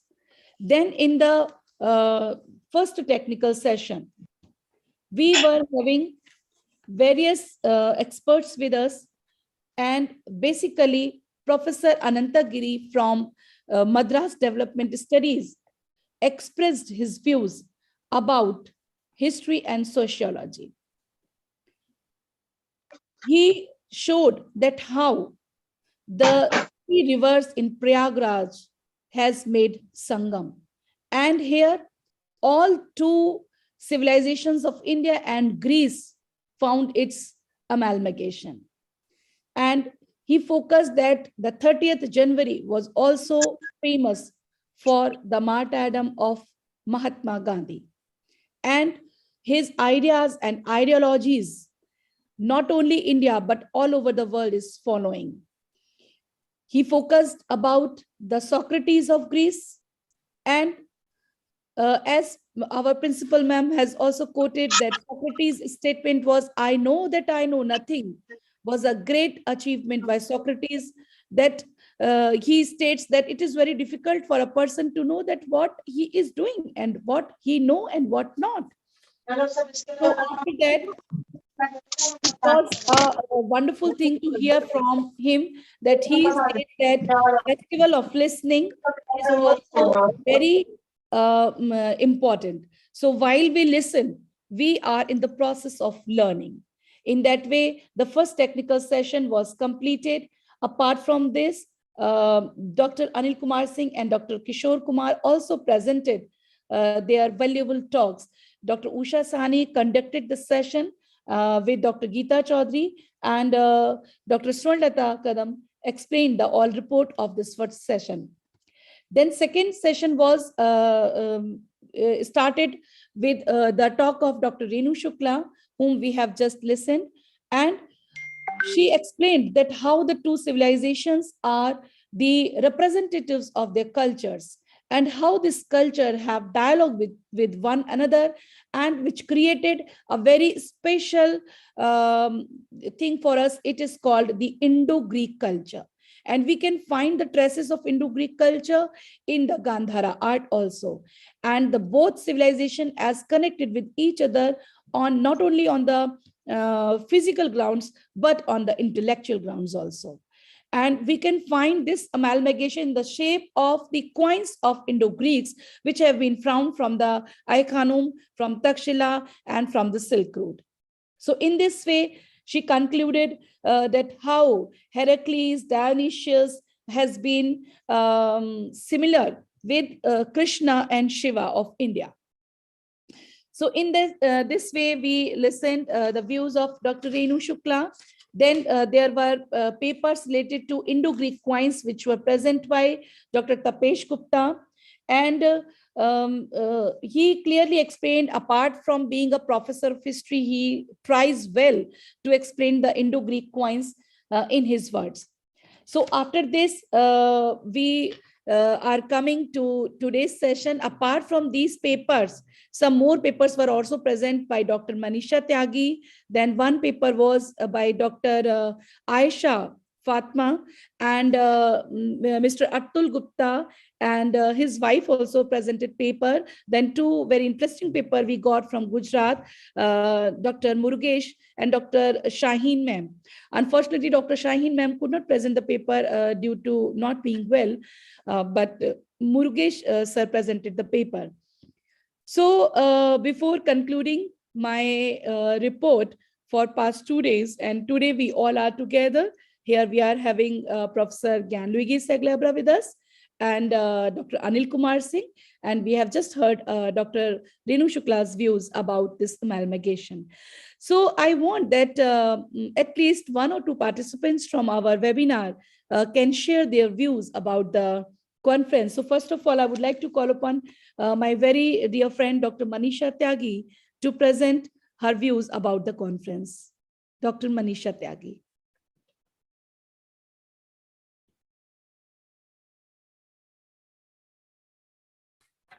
Thank you so much. Manisha, can you please place yes? Yes. It's perfect. Go ahead. Thank you. Good evening. Good evening to all of you. First of all, I would like to pay my best wishes to you, Dr. Anita Goswami, and your team for such a fantastic international conference. I'm really glad to be the part of it. And, you know, on this occasion, I also got a chance to express my views. So I don't want to, you know, lose this chance. And I would like to pay my hearty thanks to the eminent and respected and distinguished speakers from India and from abroad. Professor Gyanluigi Segelba from Germany, Professor Dimitrios Vassiliadis from Greece, Professor Anandgiri from Madras, Professor Atul Kumar Sinha from Bareilly, Dr. Anil Singh ji from JNU Delhi, Professor Renu Shukla from Haridwar, Professor Kishore Kumar from Noida, Professor U.P. Arora, former Greek chair professor JNU, who was not able to attend this seminar, but I think from some health issues, but we got his words through Dr. Anil ji, and all those to whom I'm not mentioning here. Actually, the amalgamation of Hellenistic and Indian elements is really a wonderful idea by you. This is really a good concept and enjoyable too. Because we know very well that India has its cultural relation with many countries, but in this context, of, especially in the context of Greece, it becomes more and more important. Reason being, because through this 3 days conversation, we came to know that these two civilizations have many basic differences, but in spite of all this, they grew a great bonding with each other. We got many answers. So as we have so many questions before starting this conference, like how Greek rule influenced India, its culture and life, and in reverse, how Indian culture influenced all aspects of Greek life, how Hinduism got influenced by Greek mythology, And later we saw so many things like how Greek artists and techniques blended with the Indian Buddhist art and inspired Indian art to depict Buddha in human form. So Indo-Greeks were notable for getting the representation of the Buddha from Indian sculpture, and so many things we saw through the representations and through the PPTs. So I'm saying thank you to all of you and Dr. Anita Goswamiji for such a wonderful event. And in future, we hope that you will definitely organize some other conferences like this. And again, I would like to pay my thanks to Gyan Yogi Segalba sir. Thank you so much that you are here, and we are really blessed that you present your views. And Anita Didi was she was saying right that you are not a great scholar. In fact, you are a good learner. You are sitting here the past 3 days and listening each and every lecture. This is really inspiring for us also. Thank you so much.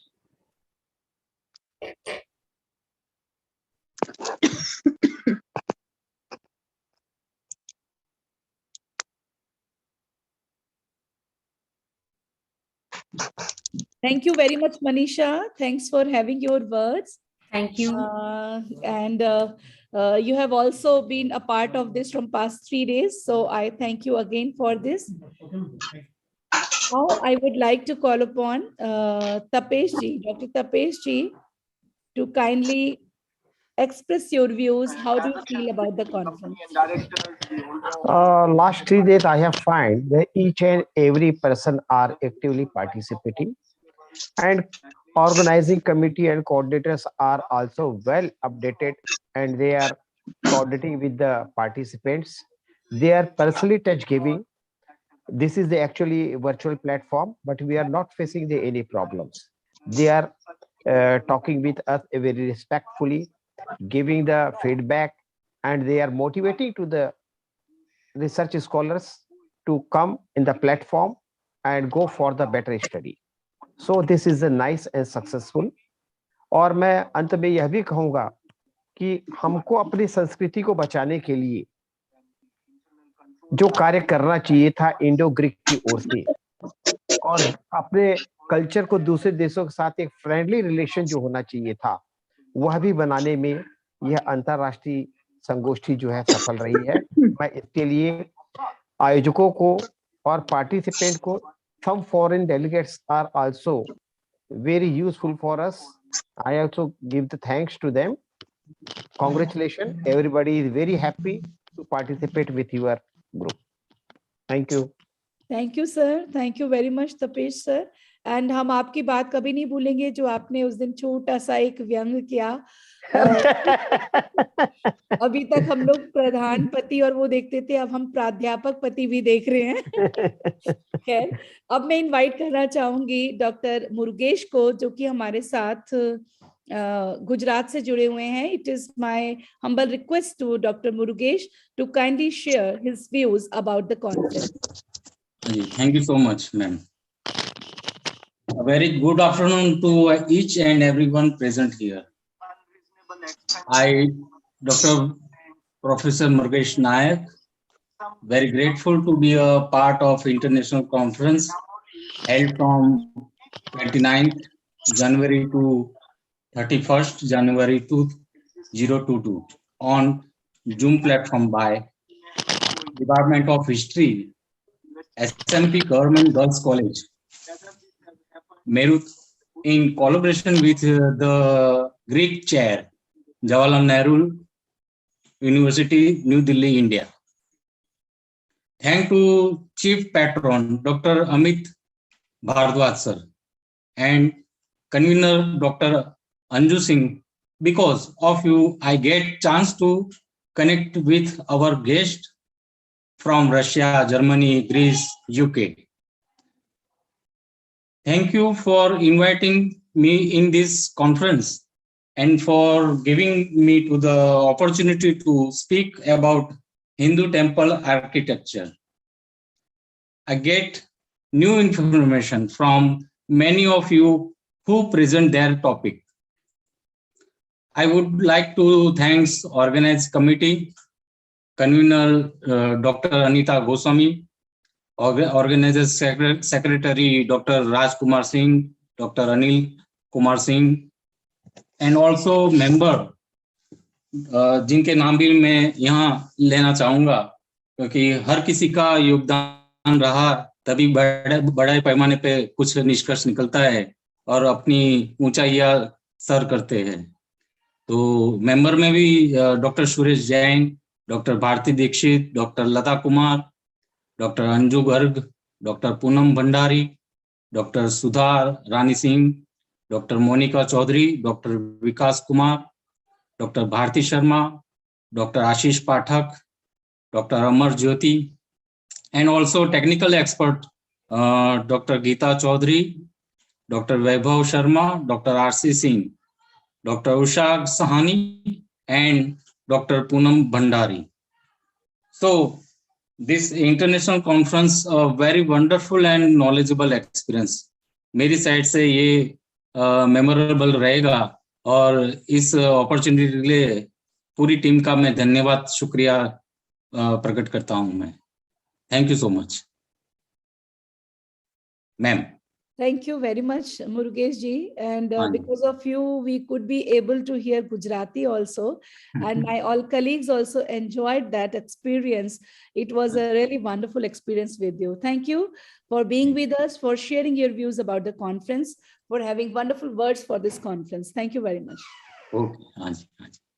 Now, I would like to request my very respectable senior also, and who has been a part of this conference as a co-sponsor, Dr. Anil Kumar Singh, sir, from Jawaharlal Nehru University, New Delhi. Sir, I welcome you heartily for this conference. And before starting, I would like to thank you for being with us for all the time, as well as for providing us this opportunity to organize this conference. Welcome, sir. बहुत धन्यवाद अनीता जी। निश्चित तौर पर ये एक बहुत successful event है और अभी कुछ देर पहले ग्रीक एम्बेसी से भी उन्होंने पूछा कॉन्फ्रेंस के बारे में, तो आपको बधाई कि ना सिर्फ भारत में बल्कि ग्रीस में भी इसको बहुत ध्यान से देखा जा रहा है। 3 दिन से हमारे साथ डॉक्टर नवीन गुप्ता भी हैं, हमारे पुराने मित्र हैं, साथी हैं, और उन्होंने पूरे समय लगभग हर पेपर को ध्यान से सुना है। तो मुझे बहुत अच्छा लगा उनका होना हमारे बीच में, तो आभार व्यक्त करता हूं उनका। नवीन जी, अगर आप मुझे सुन रहे हैं तो कहीं स्क्रीन पे दिखाई दीजिए, अपना कैमरा ऑन कीजिए।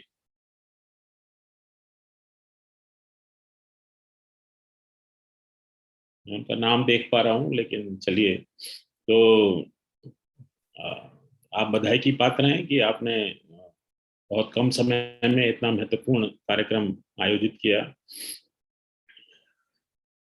यद्यपि कल मुझे कुछ कहना था, लेकिन स्वास्थ्य ठीक नहीं था तो बात नहीं हो पाई। सभी पक्षों पे लगभग वक्ताओं ने गहन विमर्श दिया है, कुछ कहने को बचा नहीं है। जो भी मैं कहूँगा तो पर कुछ एस्पेक्ट्स हैं जिन पे चर्चा की जा सकती है। जैसे जो पक्ष हमारे सामने हैं, क्या इनके अतिरिक्त भी कुछ है ऐसा जिसकी तरफ हमें ध्यान देना चाहिए? कुछ प्रश्न हैं, जैसे ब्रिटिशर्स के समय में, ब्रिटिश सिविल सर्विसेज में, इंडियन सिविल सर्विसेज में अराउंड 1935 के आसपास तक भी भारतीय सिविल सेवाओं में जो रिक्रूटमेंट बोर्ड का जो एग्जामिनेशन होता था इंडियन सिविल सर्विसेज का, उसमें करीब 700-750 मार्क्स रिजर्व रहते थे ग्रीक और लैटिन के लिए। 1200 नंबर का पेपर होता था और उसमें 700-750 करीब ग्रीक और लैटिन के लिए थे। तो फिर ऐसा क्या हुआ कि भारतीय सिविल सेवाएं जब प्रारंभ हुई तो ग्रीक और लैटिन गायब हो गया। तो ग्रीक और लैटिन हमेशा से एक बहुत इंपॉर्टेंट सब्जेक्ट रहा है। अगर आप विश्व की जितनी भी अच्छी विश्वविद्यालय हैं, श्रेष्ठ विश्वविद्यालय हैं, उनमें देखें तो आप क्लासिक्स का एक बड़ा डिपार्टमेंट पाते हैं, ग्रीक स्टडीज का एक बड़ा डिपार्टमेंट पाते हैं। लेकिन ऐसा क्या था कि इंडियन सब कॉन्टिनेंट में ग्रीक स्टडीज जो है वो ब्रिटिशर्स के समय में तो महत्व पा रही थी, लेकिन जैसे ही ब्रिटिश या उनके जाने से पहले ही धीरे धीरे ग्रीक स्टडीज सिमटती चली गई, और हम यूनानियों के बारे में या ग्रीक्स के बारे में लिटरेचर में कुछ चैप्टर्स या अंग्रेजों द्वारा लिखे गए लिटरेचर का हिस्सा होना या उनके इन्फ्लुएंस, ग्रीक का इन्फ्लुएंस ब्रिटिश पर, इस तरह से चीज़ों को देखने लगे। राजनीति विज्ञान में भी हम ग्रीक पॉलिटिकल थॉट सोक्रेटिस, प्लेटो और अरिस्टोटल तक सिमट कर रह गए। इतिहास में भी हम इंडो ग्रीक्स एक चैप्टर तक ग्रीक्स को पाते हैं, और मैथमेटिक्स में पाइथागोरस की प्रमेय के अलावा किसी ग्रीक सिद्धांत के बारे में हम पढ़ते हों ऐसा मुझे ज्ञात नहीं है। मैंने भी वही 9th-10th में पाइथागोरस की प्रमेय के बारे में पढ़ा। तो ये क्या बात थी कि जो ज्ञान का विषय था, जो वेस्टर्न वर्ल्ड को ज्ञानी बना रहा था, वेस्टर्न वर्ल्ड को विजडम दे रहा था, वो विषय इस सब कॉन्टिनेंट से गायब हो गया। आप देखेंगे कि यूरोपियन रेनासा या पूरा पुनर्जागरण जो है वो यूनानियों और यूनानी मैन्युस्क्रिप्ट्स की खोज और यूनानी ज्ञान के बाद आया। ऐसा कहा जाता है कि after the decline of Constantinople, after the fall of Constantinople, when west discovered the manuscripts, Greek manuscripts, and it spreads widely because of the invention of the printing press. People knew about this knowledge, and there was a revolution of ideas in the Western world, and a new wave of knowledge and wisdom changed the world. A scientific revolution, industrial revolution, imperialism के institutions खड़े होना, इन सब के पीछे भी Greek knowledge का योगदान था। तो ये एक बड़ा प्रश्न है, एक महत्वपूर्ण प्रश्न है, इंपॉर्टेंट प्रश्न है कि क्यों इतने महत्वपूर्ण विषय को हमने टोटलिटी में इसके विस्तार में हम नहीं पढ़ते, हमारे विश्वविद्यालयों में नहीं पाया जाता। हमारे विश्वविद्यालयों में, जहाँ तक मैं समझता हूँ, पूरे साउथ एशिया में एक ग्रीक चेयर ही ऐसा इंस्टीट्यूशन है जहाँ पर Greek studies as a subject पढ़ा जा रहा है और पढ़ाया जा रहा है।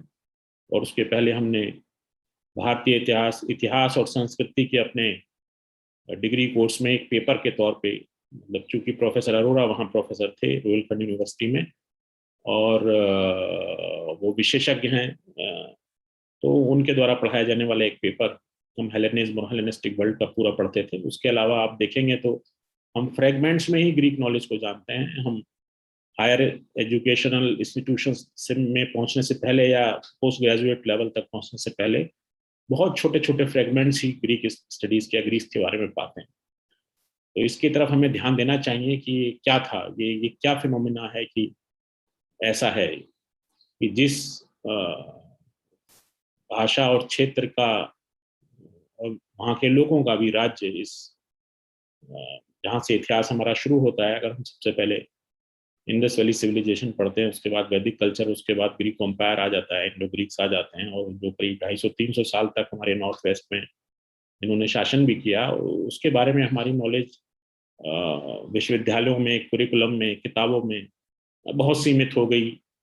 इस तरफ हमें ध्यान देने की जरूरत है। ये एक मेजर प्रश्न है जिसका अगर आप उत्तर ढूंढना चाहेंगे तो आपके सामने कुछ और आयाम खुलेंगे ज्ञान की दुनिया के। हमें ये पता है कि वेस्टर्न वर्ल्ड के अंदर जो पिक्चर थी इंडिया की, वो या जिसको हम कहते हैं कि आज की तारीख में एक बड़ा इंपॉर्टेंट फ्रेज है idea of India. Idea of India के बारे में हम खूब डिस्कशन करते हैं कि what is idea of India. तो वेस्ट में जो आइडिया ऑफ इंडिया था, उसकी शुरुआत क्यों कर हुई? हम ऐसा मानते हैं कि ये जो नेसिक्रिटोस की घटना है, जो हमें फ्रेगमेंट्स मिलते हैं ग्रीक ऑथर्स के, शुरुआत से लेके स्काईलैक्स से लेके ऑलमोस्ट मेगास्थनीज तक, there is a long list of Greek writers about India, जिसमें important हैं Arian, Strabo, Justin. If we start from Scylas, Niarchos हैं, Tatius हैं, हेरोडोटस के वर्क में हमें काफी फ्रेगमेंट्स मिलते हैं, और फिर लेटर ऑन एनोसिक्रिटोस हैं, उसके बाद एकेटियस हैं, और दूसरे राइटर्स हैं, जस्टिन है लेटर ऑन, फिर मेगास्थनीस के इंडिका। तो ये जो बुक्स थी, ये जो ग्रीक एम्बेसडर्स के द्वारा बुक्स लिखी गई, या ग्रीक ऑथर्स के द्वारा बुक्स लिखी गई, या ग्रीक एक्सप्लोरर्स के द्वारा बुक्स लिखी गई। टॉलमी ने जब टॉलमी का किंगडम इजिप्ट में एस्टेब्लिश हो गया था, तब उन्होंने भी इंडिया के बारे में लिखी। Ptolemy was one of the generals who came to India with Alexander. तो उन्होंने फर्स्ट हैंड और जो सर्वेस के द्वारा एक्यूमुलेटेड नॉलेज थी उसको अपने वर्क में रखा। उसके द्वारा भी वेस्टर्न वर्ल्ड ने इंडिया को जाना।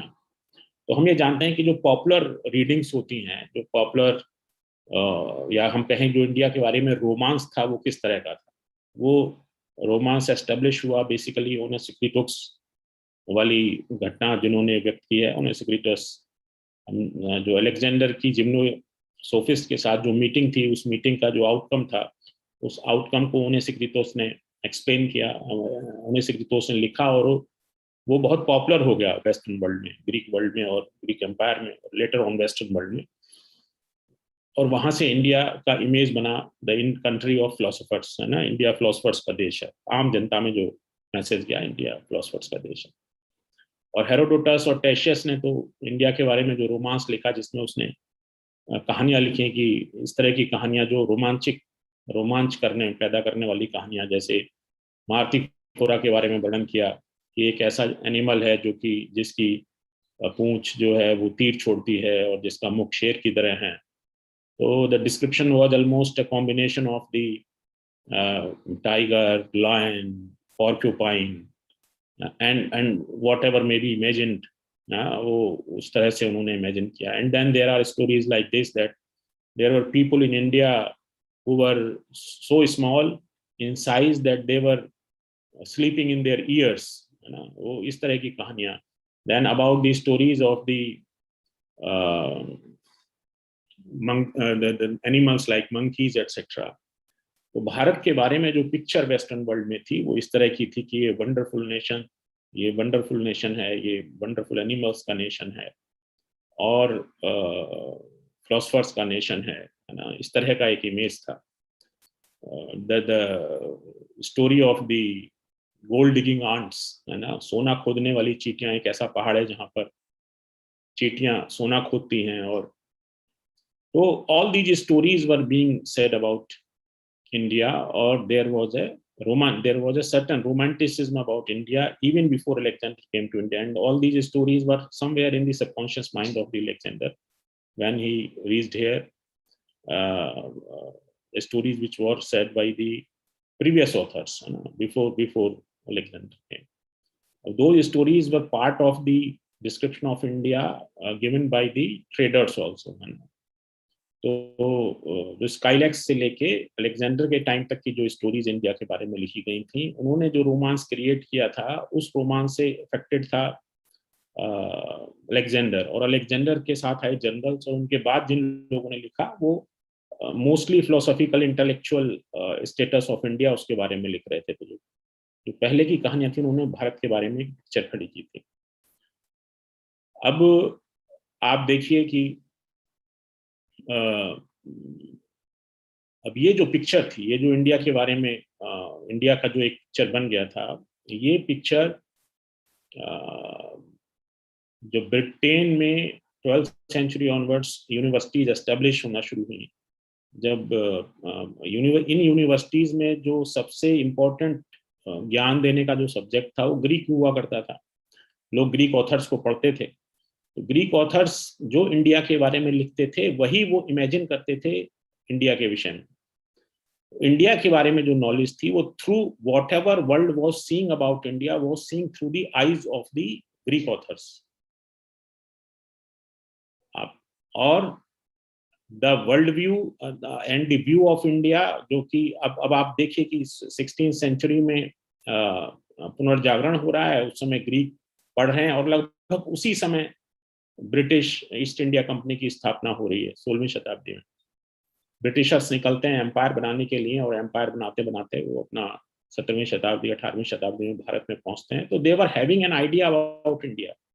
जब भारत में ब्रिटिश आ रहे थे व्यापार के लिए, तो व्यापार के प्रति आकर्षण के पीछे का कारण जो था वो वह था जिसमें उन्होंने, उनके प्रोफेसर्स ने या उनके प्रोसेसर्स ने इंडिया के बारे में एक पिक्चर बनाया हुआ था दिमाग में कि भारत बहुत रिच देश है, सोना खोदा जाता है, यहाँ फिलोसफर्स का देश है। तो भारत के प्रति जो रोमांटिसिज्म था वो पुनर्जागरण काल में और ज्यादा तीव्र हुआ वेस्टर्न वर्ल्ड में, और ये कहीं सबकॉन्शियस माइंड्स में था ब्रिटिश रूलर्स के, जनरल्स के, सर्वेयर्स के, एक्सप्लोरर्स के, जब वो ईस्ट इंडिया कंपनी का हिस्सा होकर यहाँ आ रहे थे 16वीं 17वीं 18वीं शताब्दी। तो जब वो यहाँ आए तो उनको क्या मोटिवेट कर रहा था, उनका जो मोटिवेशन का लेवल था वो सिर्फ व्यापार नहीं था, क्योंकि जेम्स प्रिंसिप, विलियम जोन्स जैसे लोग अगर सिर्फ ईस्ट इंडिया कंपनी के कर्मचारी बनने के नाते वहां थे, तो वो हिस्ट्री और कल्चर में इंटरेस्ट कितना क्यों ले रहे थे? वो संभवतः इसलिए ले रहे थे क्योंकि भारत के प्रति जो रोमांटिसिज्म ब्रिटिश विश्वविद्यालयों में ग्रीक ऑथर्स के पढ़ने के दौरान पाया गया था, उसको वो यहाँ पर आम जन जीवन में खोज रहे थे, अनुभव करना चाहते थे, एक्सपीरियंस करना चाहते थे, जो भी उन्होंने इंडिया के बारे में पढ़ा था। और ये जो क्वेस्ट फॉर नॉलेज था, ये जो quest for the experiencing the India which was understood by them through the Greek eyes, Greek authors in their universities, was the reason that they were trying to study as much as possible about India. चाहे वो German scholars हों, चाहे वो Greek जो British scholars हों या French scholars हों, तो जो भी इंपीरियल पावर इंडिया में आ रही थी वो सिर्फ राजनीतिक और आर्थिक सत्ता के लिए ही नहीं आ रही थी, बल्कि राजनीतिक और आर्थिक सत्ता एक माध्यम के तौर पे इस्तेमाल करके भारत के संदर्भ में ज्ञान जानने के, भारत का ज्ञान, भारत को बेहतर समझने की चेष्टा भी कर रहे थे। और जिसका नतीजा ये हुआ कि एशियाटिक सोसाइटी जैसी संस्थाएं बनी। एशियाटिक सोसाइटी बंगाल में एस्टेब्लिश हुई। James Prinsep, William Jones, Marshall, Cunningham, ऐसे कितने ही नाम हैं। जो भी लोग भारतीय इतिहास को पढ़ते हैं, भारतीय इतिहास को एक सब्जेक्ट के तौर पे जानते हैं, वो इन सब नामों से भली भांति परिचित हैं। तो आप देखेंगे कि ये मार्शल और कनिंघम तो फौजी अफसर थे, वो कोई आर्कियोलॉजिस्ट बनने तो आए नहीं थे भारत में, लेकिन उन्होंने मिलिट्री जनरल होते हुए भी whatever explorations they did in at the Indian soil, you will find that all the archaeological wealth of India, of modern India, including the establishment of the Archaeological Survey of India, वो Britishers के द्वारा किया गया, क्योंकि उनकी जो भारत को deeply जानने की अदम्य इच्छा थी और भारत के बारे में जो रोमांटिसिज्म था उसको जन्म देने का रीजन, उनको जन्म मतलब वो जो उसका जो सोर्स था वो यही ग्रीक ऑथर्स थे। तो प्रिंसिप, अब आप देखिए कि अगर आप बहुत डीप स्टडी करेंगे तो पाएंगे कि even the revival of India, मतलब जो भारतीय पुनर्जागरण काल कहा जाता है, उसके पीछे भी कहीं ना कहीं अगर हम देखें तो उसके सूत्र जाएंगे ग्रीक ऑथर्स के द्वारा या ग्रीक इंटरैक्शन, ग्रीक और इंडियन इंटरैक्शन के द्वारा उत्पन्न स्थितियों की वजह से भारत में बहुत सारी चीजें मॉडर्न वर्ल्ड में हुई, मॉडर्न टाइम में हुई। मैं उस कॉन्टिन्यूटी को अंडरलाइन करना चाहता हूं जो कि शायद स्काईलैक्स के समय से आज तक चली आ रही है। तो कॉन्टिन्यूटी, उसका एक सूत्र हम भी हैं, being an institution which is the continuation of that spirit of keeping the relationship of India and Greece, intact. तो कहने का तात्पर्य ये है कि जेम्स प्रिंसिप, विलियम जोन्स वगैरह में जो ये खोजने की जो चाह थी, उसी ने हमें हमारे भारत के इतिहास को खोज निकालने में भी बहुत मदद की। अब किस सेंस में की कि अगर प्रिंसिप ना होते तो शायद हम नहीं जान पाते कि कोई अशोक था इंडिया में। ये प्रिंसिप ही थे जिन्होंने, प्रिंसिप और विलियम जोन्स के एफर्ट्स थे जिनकी वजह से हमें ये पता चला कि भारत में एक प्रियदर्शी राजा है, और वो जो somebody was going towards the east coast of India। तो क्या हुआ कि शाम का समय था, कोई 3:30-4 बज रहे थे, और रोशनी पड़ रही थी एक रॉक पे। जो लोग भी कोणार्क गए हैं, जो पुरी से कोणार्क की तरफ गए हैं, ये रॉक उन्होंने देखा होगा जिस पर अशोकान इंस्क्रिप्शन है। तो वो धूप पड़ रही थी रॉक पे, तो आदमी जो जा रहा था नीचे, उस आज की तारीख में तो पक्की सड़क है, उस समय कच्ची सड़क थी, तो उसने देखा कि रॉक पर कुछ चमक रहा है, something is shining over there. तो वो चढ़ के जैसे तैसे रॉक के पास पहुंचा और उसने पाया कि इस पर कुछ लिखा हुआ है। तो उसने एक कपड़ा लिया, और वाइट कपड़ा लिया, उस पर नील लगाया और उसको उसके ऊपर छापा, रॉक के ऊपर रखा, और वो जो शब्द थे वो छाप लिए उस चादर के ऊपर। और वो चादर बाद में प्रिंसिप को भिजवाई गई और उसने उसका अध्ययन किया। इस तरह स्क्रिप्ट डेसिफर हुई ब्राह्मी, और ये पाया उसमें जो इंस्क्रिप्शन था जिसमें प्रियदर्शी शब्द मिला, जिससे श्रीलंकन पूरी कहानी है वो हम में से बहुत से लोग जानते हैं किस तरह उसको डेसिफर किया गया और हमें पता चला अशोक के बारे में। तो इस यूनानियों की भारत के प्रति जिज्ञासा, भारत के प्रति उनका लिखना, मतलब कहीं ना कहीं रीजन है नव भारत के खोज का, नव भारत के इतिहास के खोज का। क्योंकि ये जो इंक्वायरी, माइंड ऑफ इंक्वायरी, मस्तिष्क में जिज्ञासा रखना और ज्ञान के प्रति अगाध वो रखना, मतलब क्वेस्ट रखना, ये ग्रीक्स के समय में था। इसीलिए ये डिबेट हुई कि जो अभी हमारे साथियों में से किसी ने कहा कि भारत में इतिहास परंपरा, भारत में इतिहास लिखने की परंपरा के ऊपर क्वेश्चन मार्क लगाया जाता है। उसकी वजह ये थी कि जो Greek style of writing history था वो हमसे मैच नहीं करता था। ग्रीक जो है, ग्रीक माइंड ये कहता है, वो क्वेश्चन करता है गॉड को। Man is the measure of everything, Protagoras ने कहा man is the measure of everything. मतलब वो मनुष्य को सृष्टि के केंद्र में रख के ज्ञान की खोज करता है। और भारतीय संस्कृति में मनुष्य बहुत इंपॉर्टेंट नहीं है। हम जानते हैं कि हमारे यहाँ स्पिरिचुअलिज्म की स्पिरिचुअलिटी इंपॉर्टेंट है। हमारे यहाँ भौतिक विश्व से ज्यादा आध्यात्मिक विश्व को हमेशा महत्व दिया गया। हमारे यहाँ श्रुति की परंपरा थी। हम सब इतिहास पढ़ने वाले ये जानते हैं कि हमारे यहाँ श्रुति और स्मृति की परंपरा से ज्ञान चलता था, जबकि वहाँ वेस्ट में इसका लॉजिक के साथ कनेक्ट किया गया इसको, और लॉजिकली रिप्रेजेंट करने का, एविडेंसेस की बात करने का हेरोडोटस ने एविडेंसेस की बात शुरुआत की। लेकिन जो प्रॉपर हिस्ट्री राइटिंग थी वो थ्यूसिडाइडीज के समय माना गया कि थ्यूसिडाइडीज ने शुरू की। तो जो अप्रोच टुवर्ड्स लाइफ थी, अप्रोच टुवर्ड्स सीइंग थिंग्स थी, वो डिफरेंट थी। Greek approach towards life was little bit, not little bit but more or less materialistic. But Indian way of thinking towards, Indian way of seeing towards life was spiritual. तो जो basic और fundamental thinking थी उसमें difference होने की वजह से ये दो डिफरेंट व्यू पॉइंट सामने आते हैं। तो हमारी इतिहास की व्याख्या और समझ बिल्कुल अलग है यूनानी व्याख्या और समझ से। लेकिन फिर भी जब हमारा जो इंटरेक्शन हुआ which started from the time of Scylax, इस इंटरएक्शन ने एक नई सोचने की दिशा और विश्व को एक नई दशा प्रदान की। कॉस्मोपॉलिटिज्म का उदय किसी एक पेपर में पढ़ा गया जिसमें कहा गया कि क्या, एक साथी ने पूछा था कि क्या ग्लोबलाइजेशन, गांधार आर्ट ग्लोबलाइजेशन शुरू हुआ गांधार आर्ट से, ऐसा उन्होंने प्रश्न पूछा था। मेरा कहना यह है कि Gandhara art was the culmination of that cosmopolitanism which is initiated from the process of the establishment of Greek Empire by the Alexander। हम ये जानते हैं कि जब अलेक्जेंडर मैसिडोनिया से अपने 40,000 सिपाहियों के साथ चला था तो उसका जो वर्ल्ड व्यू था वो डिफरेंट था। वो नहीं जानता था कि दुनिया कैसी है। वो उसे विश्वास ही नहीं था कि एथेंस से बड़ी भी कोई शहर हो सकता है, वो इमेजिन नहीं कर सकता था।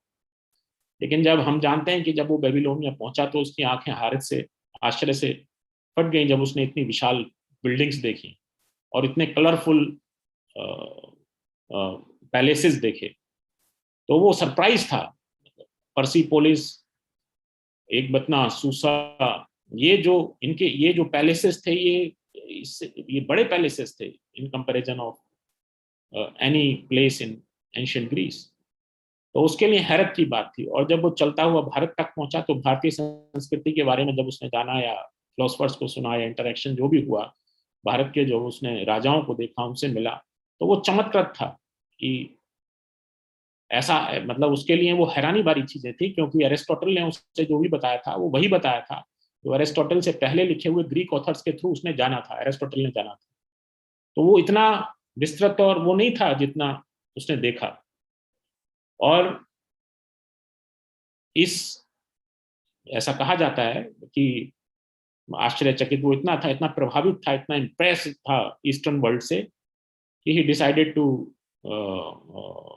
Stay somewhere near the Beas. लेकिन फिर हमें पता ही है कि उसने शादी भी की एक इधर नॉर्थ वेस्ट में किसी प्रिंसेस से, और this marriage was opposed by the Macedonians because they were considering themselves as the soldiers who were supposed to establish empire, but not to make marital relationships with the Eastern world. Macedonian were hard against Alexander for this relationship, और जिसके नतीजे में उसने अपने एक बहुत close general की हत्या भी की। अलेक्जेंडर का झगड़ा हो गया और उसको अपने एक जनरल को मारना पड़ा और कई जनरल्स को एग्जीक्यूट करना पड़ा, और सैनिकों का विद्रोह, ये भी आप जानते ही हैं सब, ये पॉपुलर नॉलेज है, ये जनरल नॉलेज है। तो कहने का तात्पर्य ये है कि मैं अगर अपनी बातों को समेटना चाहूँ, क्योंकि लंबा समय है, ये एक ऐसा विषय है जिस पे अनवरत बोला जा सकता है, और जो मैं अंडरलाइन करना चाहता था वो यही था कि किसी ना किसी फॉर्म में हम आज भी यूनानी विचार, यूनानी नॉलेज और ग्रीक इंटरेक्शन के ऋणी हैं कि कई आयामों में, कई डिसिप्लिन्स में उन्होंने भारत को नए सिरे से खोजने में स्कॉलर्स का साथ दिया है, स्कॉलर्स को मोटिवेट किया है। कभी मौका मिलेगा तो आपसे और विस्तृत चर्चा करूंगा, अन्य पक्षों पर चर्चा करूंगा। आप सभी का बहुत बहुत आभार कि आप सबने इस इंटरनेशनल सेमिनार में शिरकत की। तपेश जी का हार्दिक आभार, उन्होंने कॉमर्स और मैनेजमेंट पढ़ते हुए सिक्कों के ऊपर आर्थिक, मैं उनको बताना चाहूँगा कि सिल्क रूट और ट्रेड और कॉमर्स के ऊपर बहुत इम्पोर्टेंट वर्क किए गए हैं। कॉइन्स के ऊपर, मिंटिंग के ऊपर हमारे सीनियर कलीग और टीचर प्रोफेसर अभय कुमार सिंह ने नॉर्थ वेस्ट प्रोविंस के ट्रेड के ऊपर, वेक्ट्रियन ट्रेड के ऊपर कुछ अच्छे रिसर्च पेपर्स लिखे हैं। तो आप कभी सर्च कीजिएगा डॉक्टर अभय सिंह की किताबें, तो आपको काफ़ी minting technology about paper, how to, मतलब how Greeks minted these die struck coins and what was the technique, ये सब इसके ऊपर उनका काम है। प्रोफेसर ओस्मान बापराची ने सारा काम किया है, अभय सिंह ने बहुत कुछ लिखा है, तो आपको काफ़ी ज्ञान मिलेगा उससे।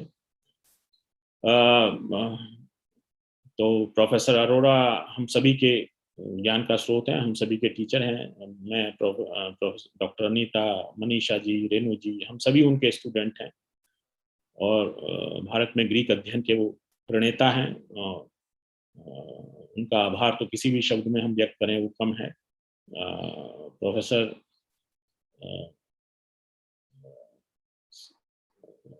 जो हमारे साथ वियना से जुड़े हैं, मिस कैथरीन और अन्य प्रोफेसर साहिबान जिन्होंने यहाँ शिरकत की, किशोर जी, इन सभी का बहुत हृदय से धन्यवाद। मैं चाहूँगा कि अनीता जी ने जो अभी रिपोर्ट पढ़ी है वो उसको मेरे साथ शेयर करें, ताकि मैं रिपोर्ट गवर्नमेंट ऑफ ग्रीस को थ्रू ग्रीक एम्बेसी भेज सकूं। आशा करते हैं कि पुनः किसी मंच पर हम सबकी मुलाकात होगी। सभी का बहुत बहुत धन्यवाद, बहुत आभार। बहुत बहुत आभार अनिल सर आपका। मैं हृदय के कण कण से आपको थैंक्स करती हूँ। जो अभी आपने वक्तव्य दिया, जो कि वास्तव में हृदय को छूने वाला था, और हम कुछ देर के लिए उन सब चीजों में खो से गए थे कि हम कहाँ से कहाँ चले जा रहे हैं। कभी अलेक्जेंडर की बातें, तो कभी जिम्नोसोफिस्ट की बात, कभी सोक्रेटिस की बात, और अपने पुराने विद्यार्थी जीवन को भी याद कर रहे थे। साथ ही साथ अरोड़ा सर ने जो हम सब लोगों के अंदर एक लौ जलाई है, उम्मीद है कि शायद आखिरी सांस तक वो हमारे साथ रहेगी, और हम सभी उनके विद्यार्थी होने के नाते उनकी इस हमारे अंदर जगाई गई अलख को कंटिन्यू रखेंगे। Thank you so much, Anil sir, and I will definitely surely share all the reports with you so that you can prepare it for your purpose also. Thank you once again. Now I would like to heartily welcome Professor Dimitrios Vasiliadis sir, who has joined us apart from the very busy schedule. He was taking classes in the University of Athens, and so taken my permission also to be joined late. So sir, I really welcome you. And before welcoming you, I would like to give you a big thanks for being with us. I have lots of comments for your presentation, which see on day one of this conference. So it was really wonderful and very informative, sir. So I would like to invite you to give your blessings to our webinar, sir. Please welcome. Thank you, Anita ji, for inviting me again. Hopefully, I don't know if I came very late or is beginning. What is the time you have started? No, Since we long have time. continued from past 2 hours. Oh, 2 hours. Okay, Yeah. so it's difference of time. So okay, just I wanted to congratulate you for your nice work and what you have done to invite all these scholars from your college and from also from Austria, from other universities, and to bring us all together. And we hope that we will continue such programs, and we will develop further the Indo-Greek studies in many fields. And there are so many fields which they can knowledge and culture can help us in bringing the two peoples together. So this is hopefully we continue. I did not hear yesterday the talks. Renaud Solcla was there also, Renaud-ji. But anyway, so thank you very much for inviting me. And if I can help, I will be most welcome from me. And also we have our forum, online forum, the Indica.net.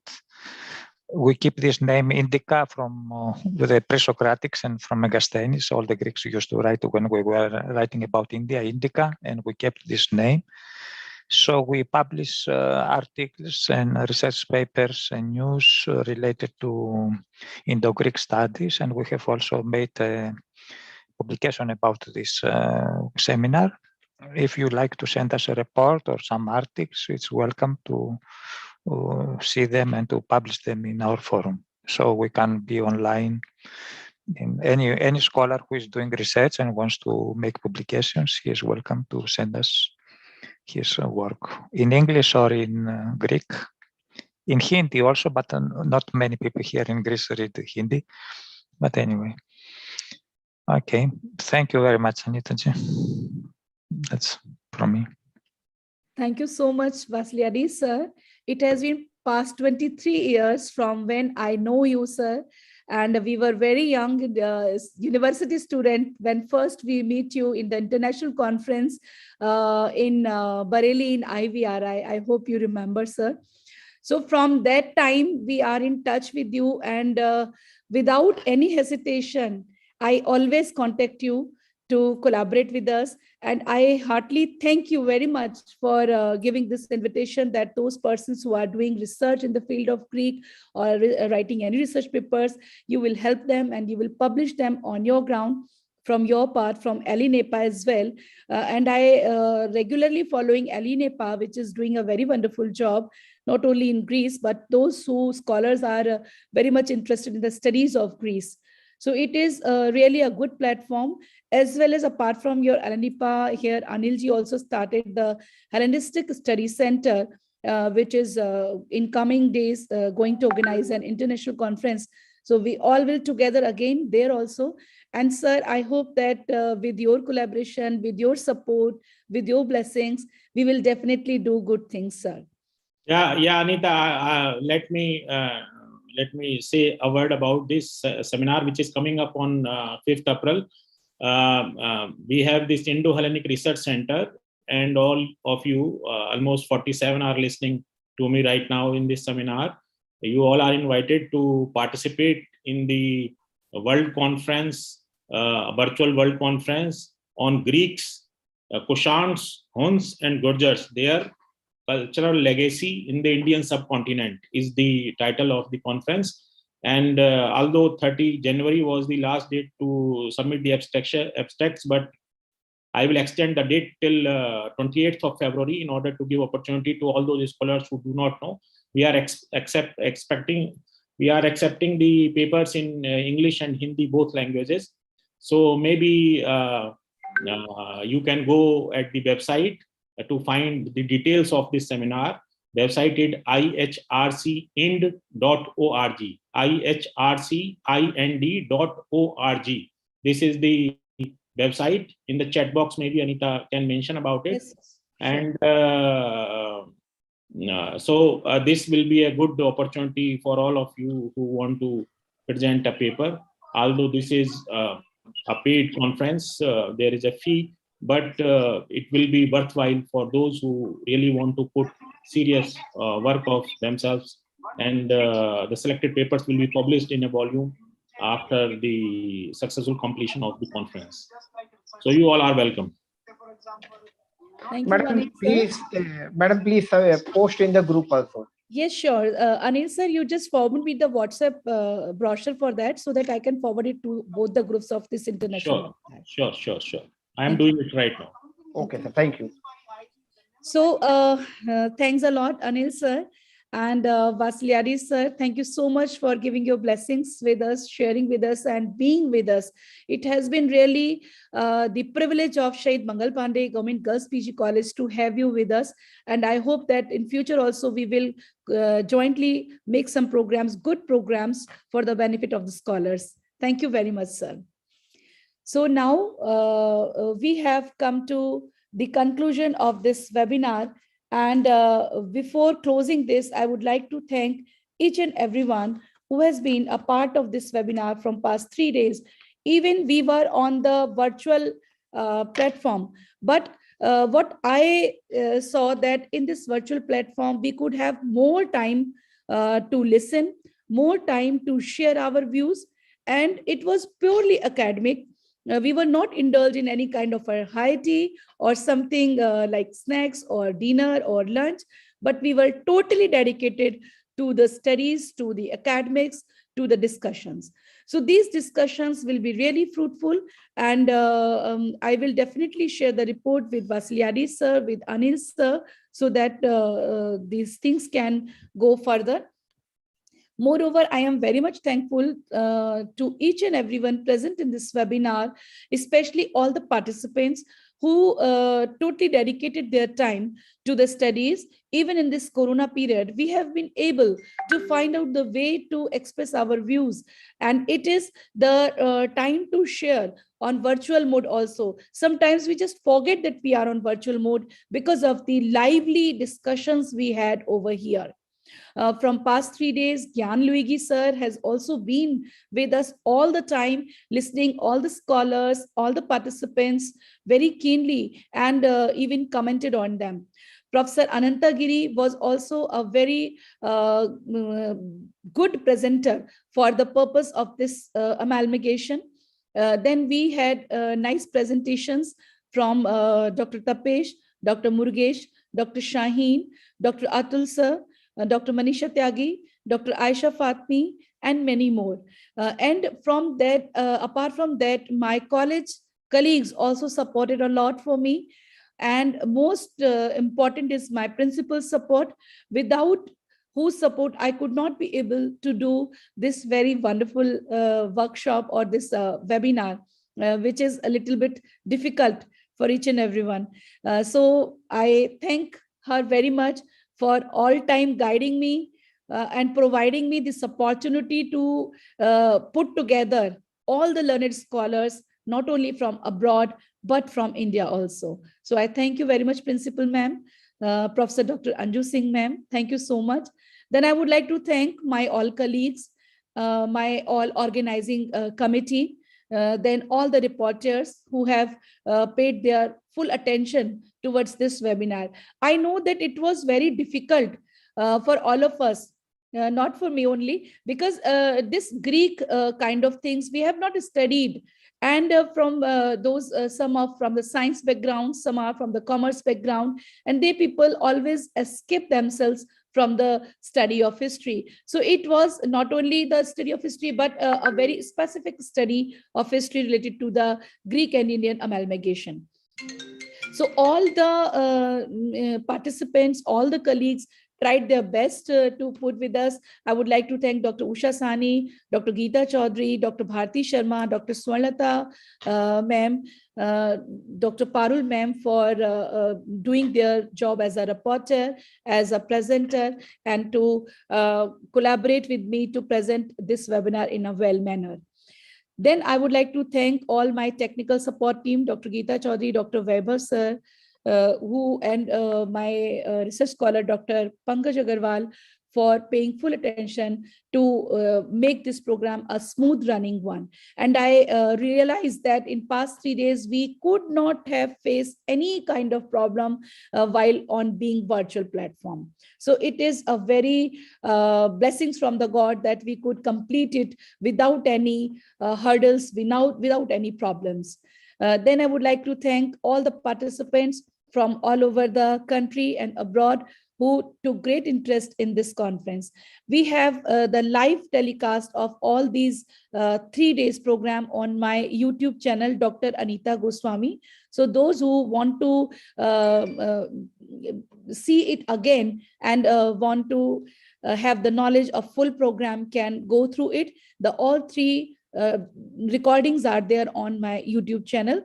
This program was live on YouTube.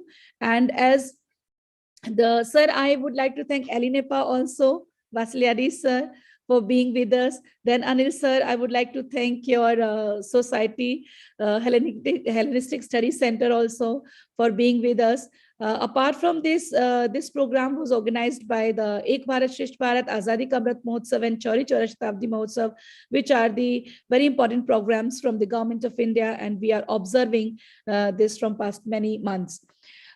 So now, I hope that my heartfelt thanks to Anantagiri, to Professor Renu Shukla, to Dr. Kishore Kumar, to Dr. Anil sir, Dr. Dimitrios Vasiliadis sir, Professor Gyanluigi Segalerba sir, and my principal ma'am. I thank you again and again, and hope to see you all again on this very wonderful platform, a virtual platform. Thank you very much. Thanks a lot. Thank you. Bye-bye.